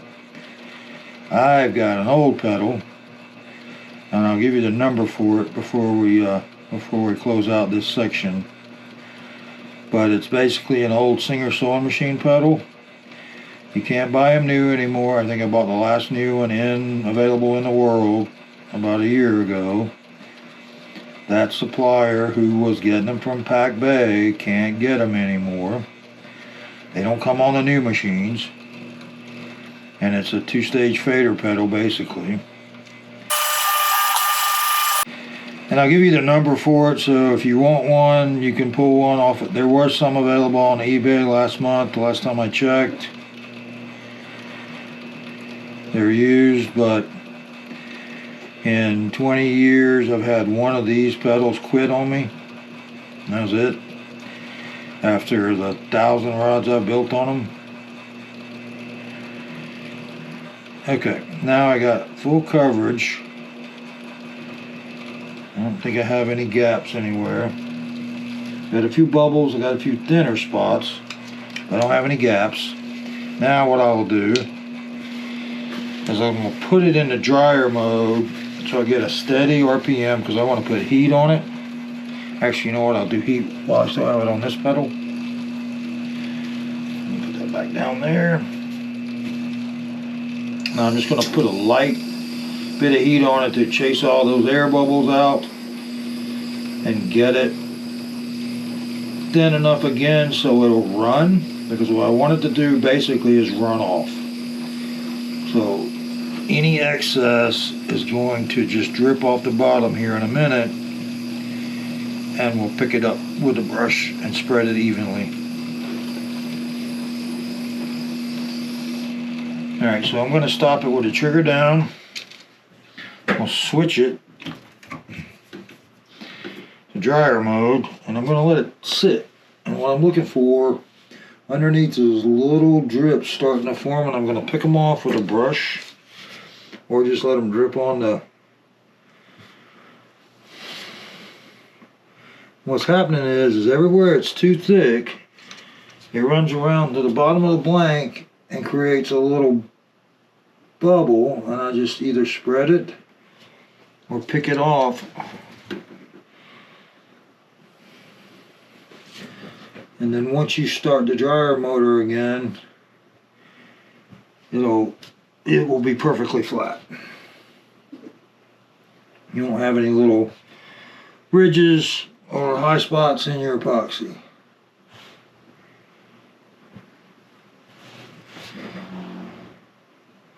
But you have to have it pretty warm so it'll run, and you have to give it time.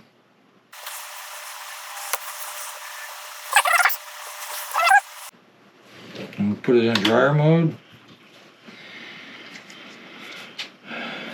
And then I'm going to put some heat on it again.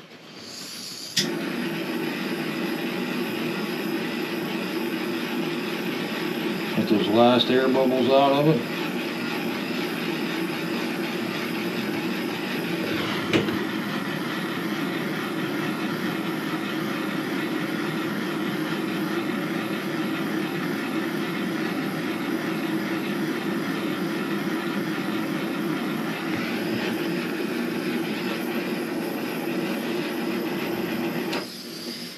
Last thing I'm going to do here is I'm going to pull this tape off. And if I don't get a nice clean edge, then I'll take a little bit of a paper towel square and I'll push it back. Right there, see a little bit that came underneath the tape. What I'll do then in that case, grab a paper towel square, a little alcohol, just a drop, fold it where you get a nice clean edge.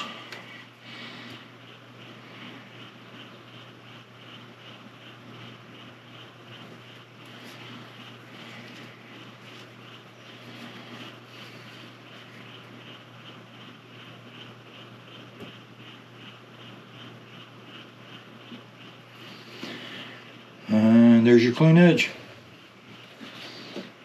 Alright, so while we're gone, either myself or Nathan will finish wrapping it. We'll get the guides aligned properly. I'll put the first coat of epoxy, and since I'm doing black on black, I'll probably throw a little tint in it. And that way you'll be able to see what I'm talking about, where it looks almost like a tape. It's beautiful, in my opinion. We'll do the labels, and we'll do some epoxy ramps, both here in front of the reel seat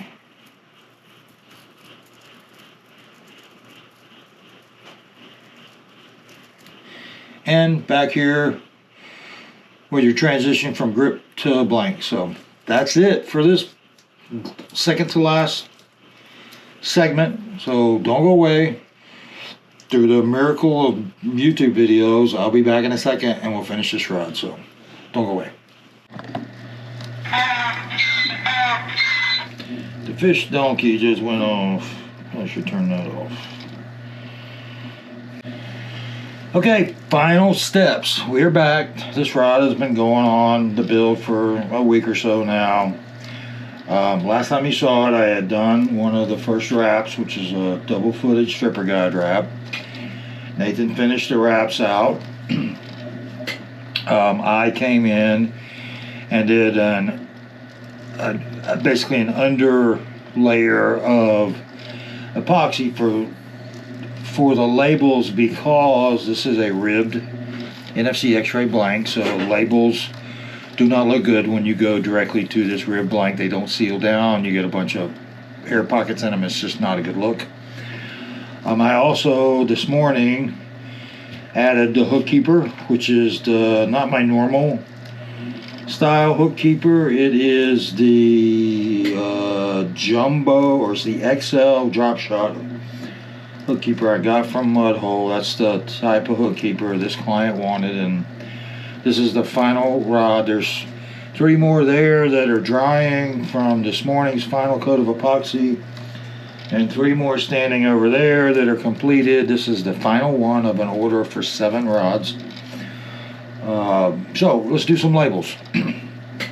I use a K-Sun, which is basically an Epson label printer. I think it's the 400 is the one that replaced my K-Sun 360.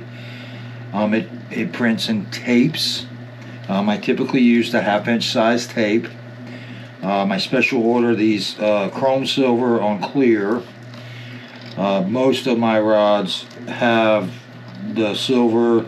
I do have some gold stuff that I use, and then we have black on white or black on clear to go on white blanks, and then I also have white on clear to go on, a black blank, or just something for an accent color that I'll do with my labels. So I printed most of my labels out. Actually, I printed them all out for this one.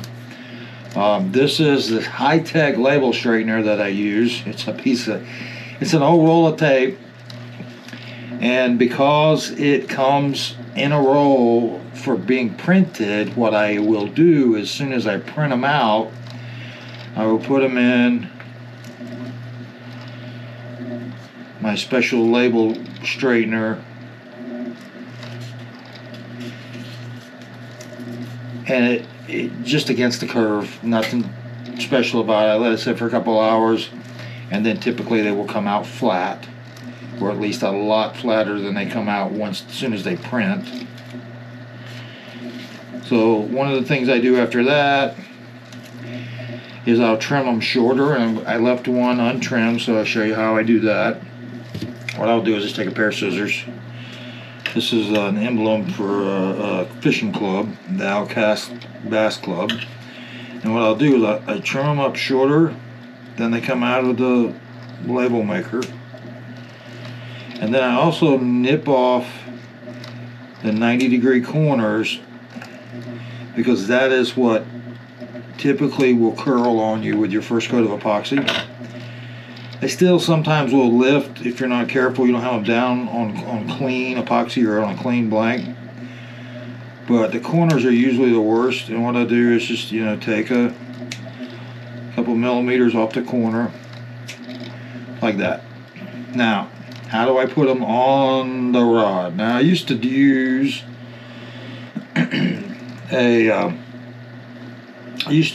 Scotch tape, and I saw somebody do this, and I don't remember who was doing it, but it made a lot of sense to me, and it solved a couple problems that I was having with Scotch tape. When I just use 1/2-inch masking tape, it's the same size as the label tape. One of the good things about using the masking tape is it's not as sticky, so you don't have as much residue to clean off after you get your labels in place. And as you're pulling the tape off, once you get it on the blank, it doesn't tear as easy as the masking tape. So what I'm doing is I'm just basically sticking it doesn't tear as easy as Scotch tape. When you're pulling Scotch tape, it would tear. You'd have to fight with it. So with the masking tape, I'm just trying to get it lined up pretty straight. And this is just the way that I will handle the label once I get the backing off, so that I don't get fingerprints on it and it sticks where I want it to stick the first time. So basically I'm just putting a handle on it. So I've got my 3 labels that are going on this blank. I've got a microfiber cloth that I'm just going to make sure I've got all the dust and grease and fingerprints off, because if you put a label down on top of a fingerprint, it's there for eternity.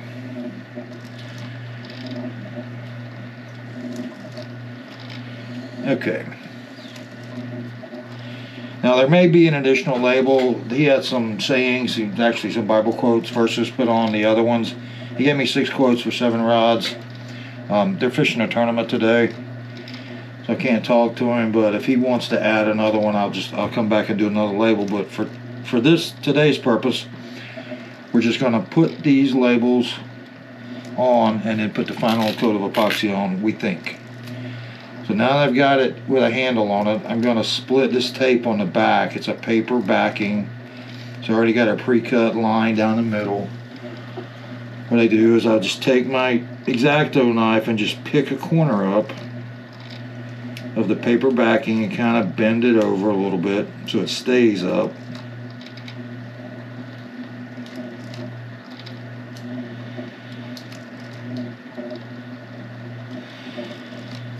Then I take a pair of tweezers, put it back down on the table, grab a pair of tweezers, and it's going to peel the rest of that paper off of the back of the label. I got some debris down in here, not good. Now I have complete control of this label without touching it. So this FDX custom rods is going in the split grip. I've got top here. It's not going centered because I'm putting the Outcast logo also in the split grip. I've got it lined up, it's not touching. And then I touch it down lightly. And I'm just going to work the air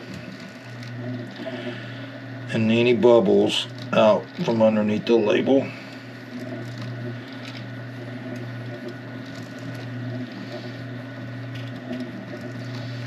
Got it down.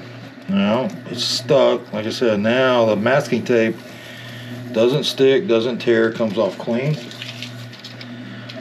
I'll take the microfiber towel and just do a final rub down. Make sure I've got good contact on all the edges, no air in it. Alright, that one's good. Now I'm going to do the rest of these real quick.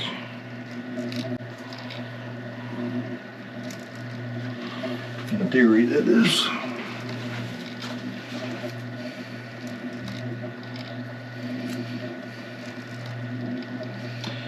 These smaller labels are a little harder to deal with.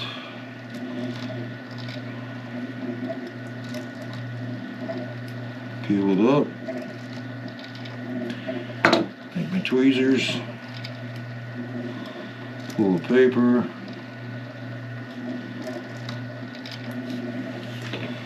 I'm going to put this label here in the front of the split, centered on the real seat.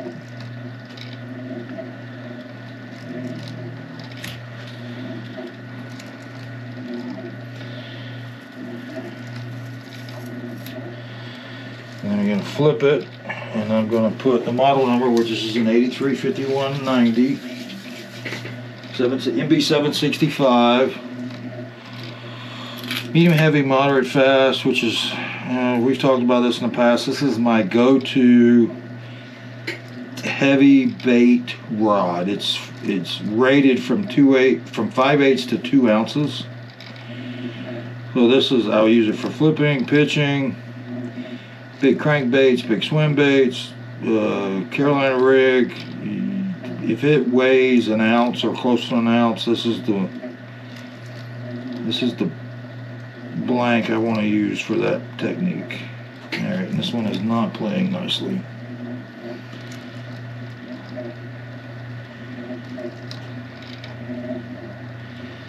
I'm having a little bit of tough time seeing it because I turned my bright spotlight off so it doesn't blind you guys with glare. Alright, let's pull these.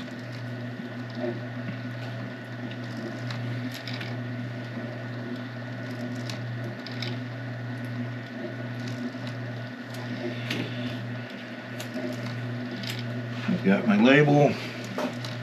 I've got it up. Make sure I get it in the middle and straight.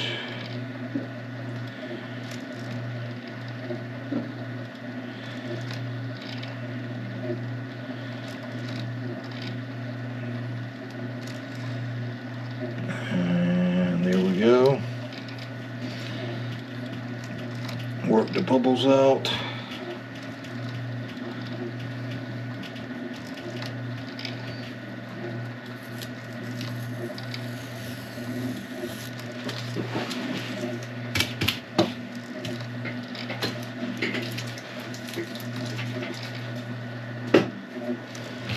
Here's the final fingerprints, if there were any. Make sure my edges are down nice and tight. Okay, labels are on, the hook keeper's on, so we're going to mix up some epoxy. And I'm using the D2. And I've got a pretty good section here and then a piece up here. So I'm going to mix up about probably 4 cc's of each.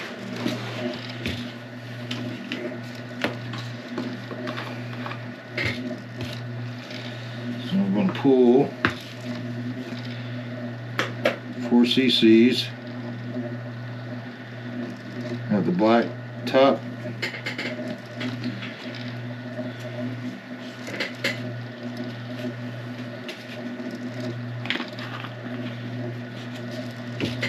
Four cc's of the white top.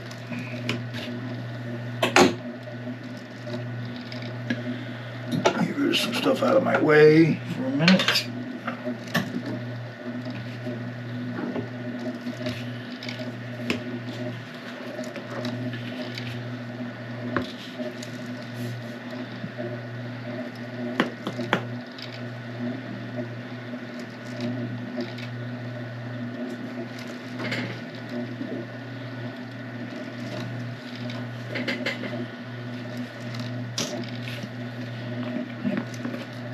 Stir this real quick. Okay, give it a couple minutes of pretty aggressive stir here.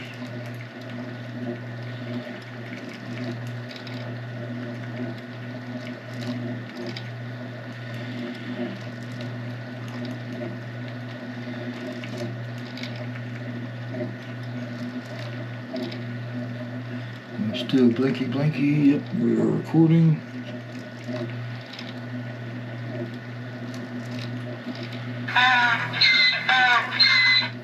That was the fish donkey, it just went off.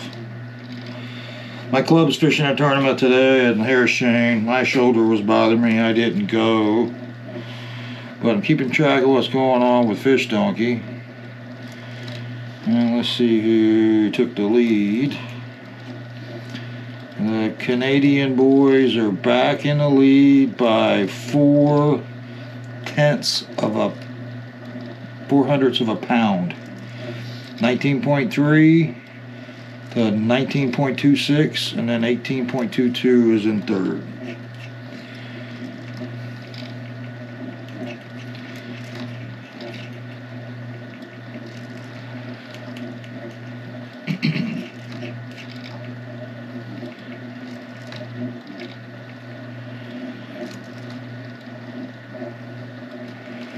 Okay, got a pretty good mix on that. I can do a couple things. I'm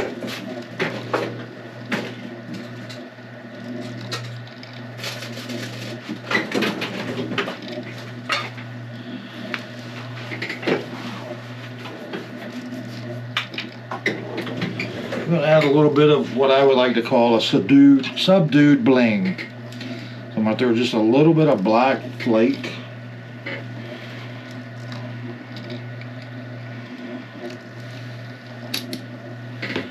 Just so out in the sun it catches just a bit of a sparkle. Same thing with a little bit of red.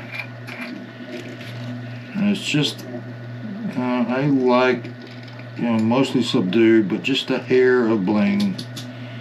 Never hurt anybody.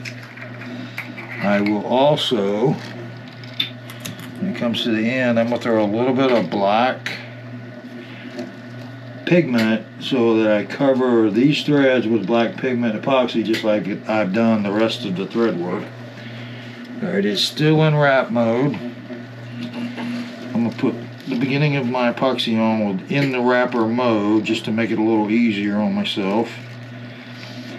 So we've got a little bit of black and a little bit of red flake, and that is a tiny amount.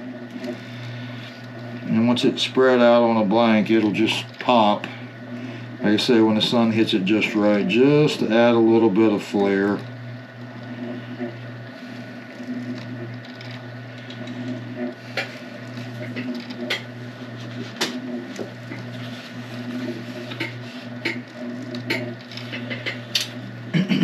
Alright, I'll put a little heat on that to get rid of the air bubbles.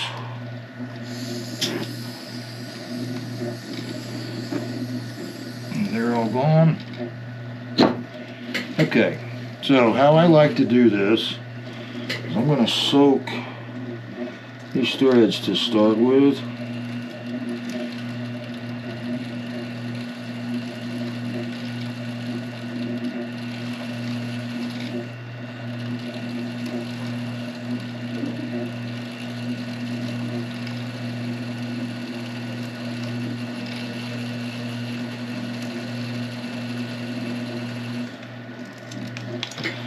And then I want to cover from grip to grip. So what I'll start with is I'm going to do my epoxy ramp, get another coat on it, get another coat on my epoxy ramp here so it transitions seamlessly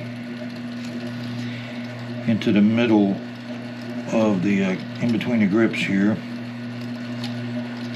And you see just occasional red sparkle, a little bit of a red sparkle showing up. Black shows up really good in the sun. And I'm just coating it on, making sure I get all of this split grip covered in epoxy. Not worried about it being perfectly level yet. We'll get to that in a minute.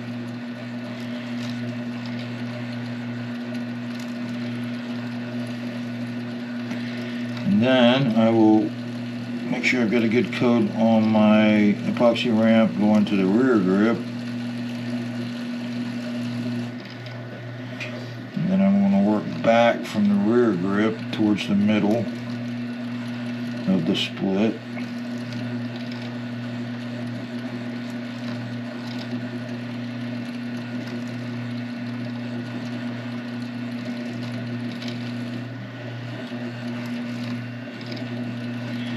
And I'm just going to watch.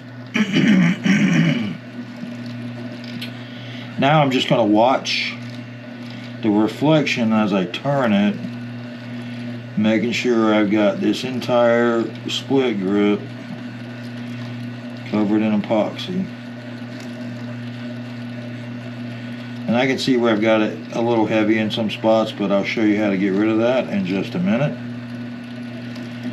Make sure I've got everything covered. It's really easy to see where you're missing epoxy if you're watching the reflected area. Like I'm looking right now at the bottom of the blank as it's turning, and as long as I got a smooth reflection, I've got a good solid coat. But you get a dull spot and you go, whoop, there's no epoxy there. Alright, I think I got that pretty well covered.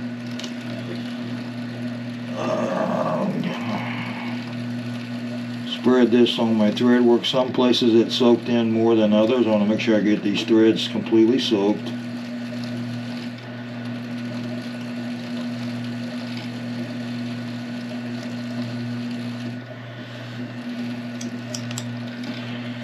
Okay, now for a little heat, not a lot, because that will cause your edges of your labels to turn up on you if you're not careful. I just want to get a little bit of heat, and notice I've got my hand behind the blank so I know exactly how much heat I'm putting on it. And it's just moving the heat. And actually the flame is below the blank and the heat is obviously rising up. That's not direct flame on my epoxy.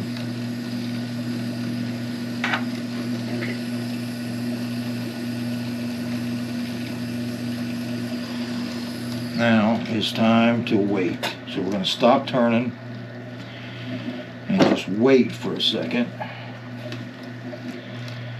And this epoxy is going to start running to the bottom, and you're going to get these little bubbles like that one, little drip that just formed. I'm going to pick it off and spread it.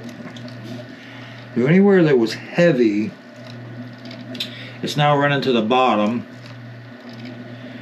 And if you just let it dry like that, you're going to get a ridge, a ring around the blank that's not perfectly flat. And all I'm doing now is just waiting for the drips to show. Takes a few minutes.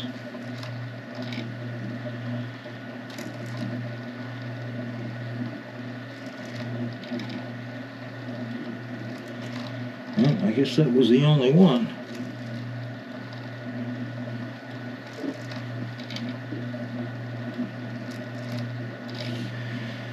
Well, here comes one late to the party.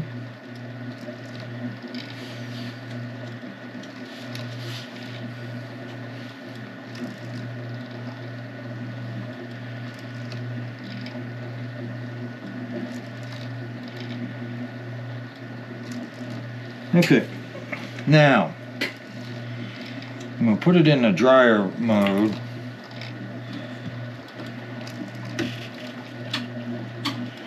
Get it turning. And I'm going to beef up my epoxy ramps here a little bit. Add a little bit of weight in between the slits. Epoxy is starting to not run as well, which is what you want when you're doing epoxy ramps. So what I'm going to do is I'm just going to drip it off my brush, and then I'm going to manipulate it with the brush, but I'm really not dragging.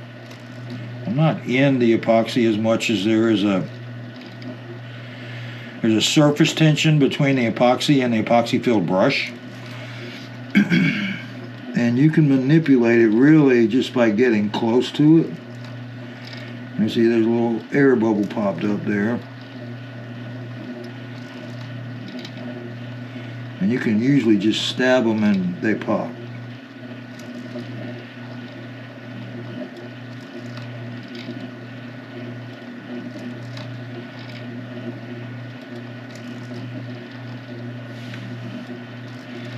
Work on this other epoxy ramp a little bit.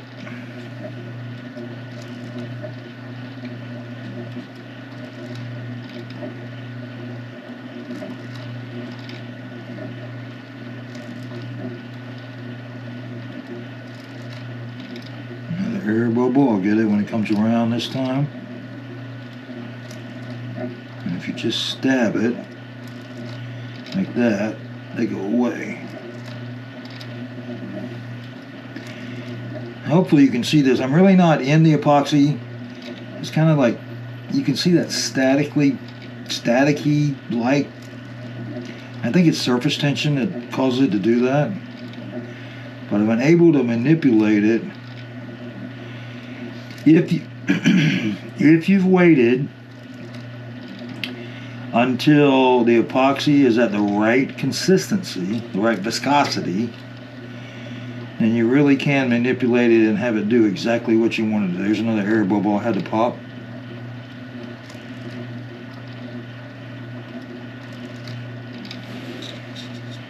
There we go. Alright, the last thing I want to do, I'll take a little bit of black night sky voodoo marbling pigment. I'm going to drop just a little bit of it in my epoxy here, without making a huge mess, maybe.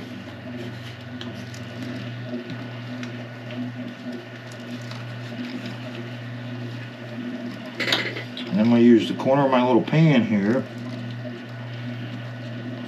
and just mix it up. I get a dark black little bit of epoxy here. And mix in my brush. Then what I'm going to do is now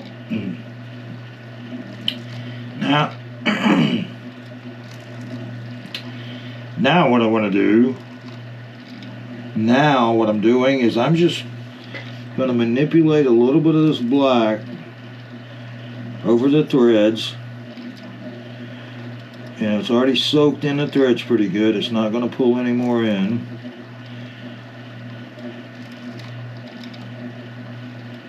And to describe what I'm doing, it's more like patting, blotting with a wet brush the area that I want this colored epoxy to really hide any imperfections in the thread work, but it looks very clean. It looks like it's almost a tape instead of thread. Now, some people may not like that look, but I do. I'm just going to work the edge here, the rear edge of that thread work. And then we'll work the tip end of that thread work. A nice uniform band around it.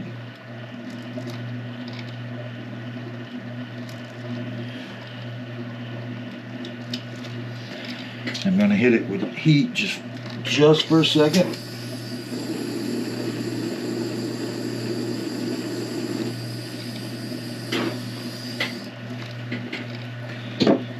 Pull the excess off.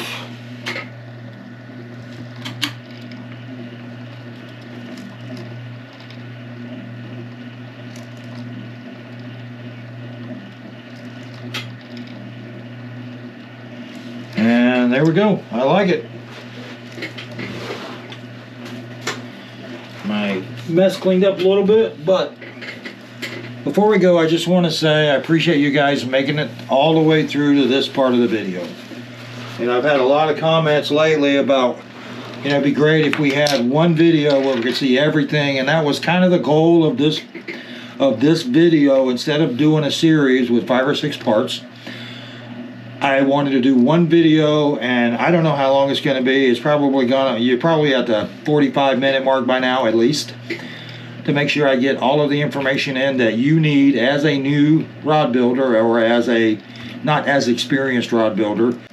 So now you have all of the tips and tricks that I know for putting a rod together fairly easily, fairly quickly. I'm probably all told have about 2 hours, maybe 2 hours 15 in this build, when you consider, you know, the time that Nathan spent wrapping a conventionally wrapped rod, which required a guide or 2 extra. But there it is, the 83-5190 NFC MB 765 7'6" medium heavy, moderate fast, multi-purpose heavy bait stick. So thanks for watching, guys. I'll see you next time.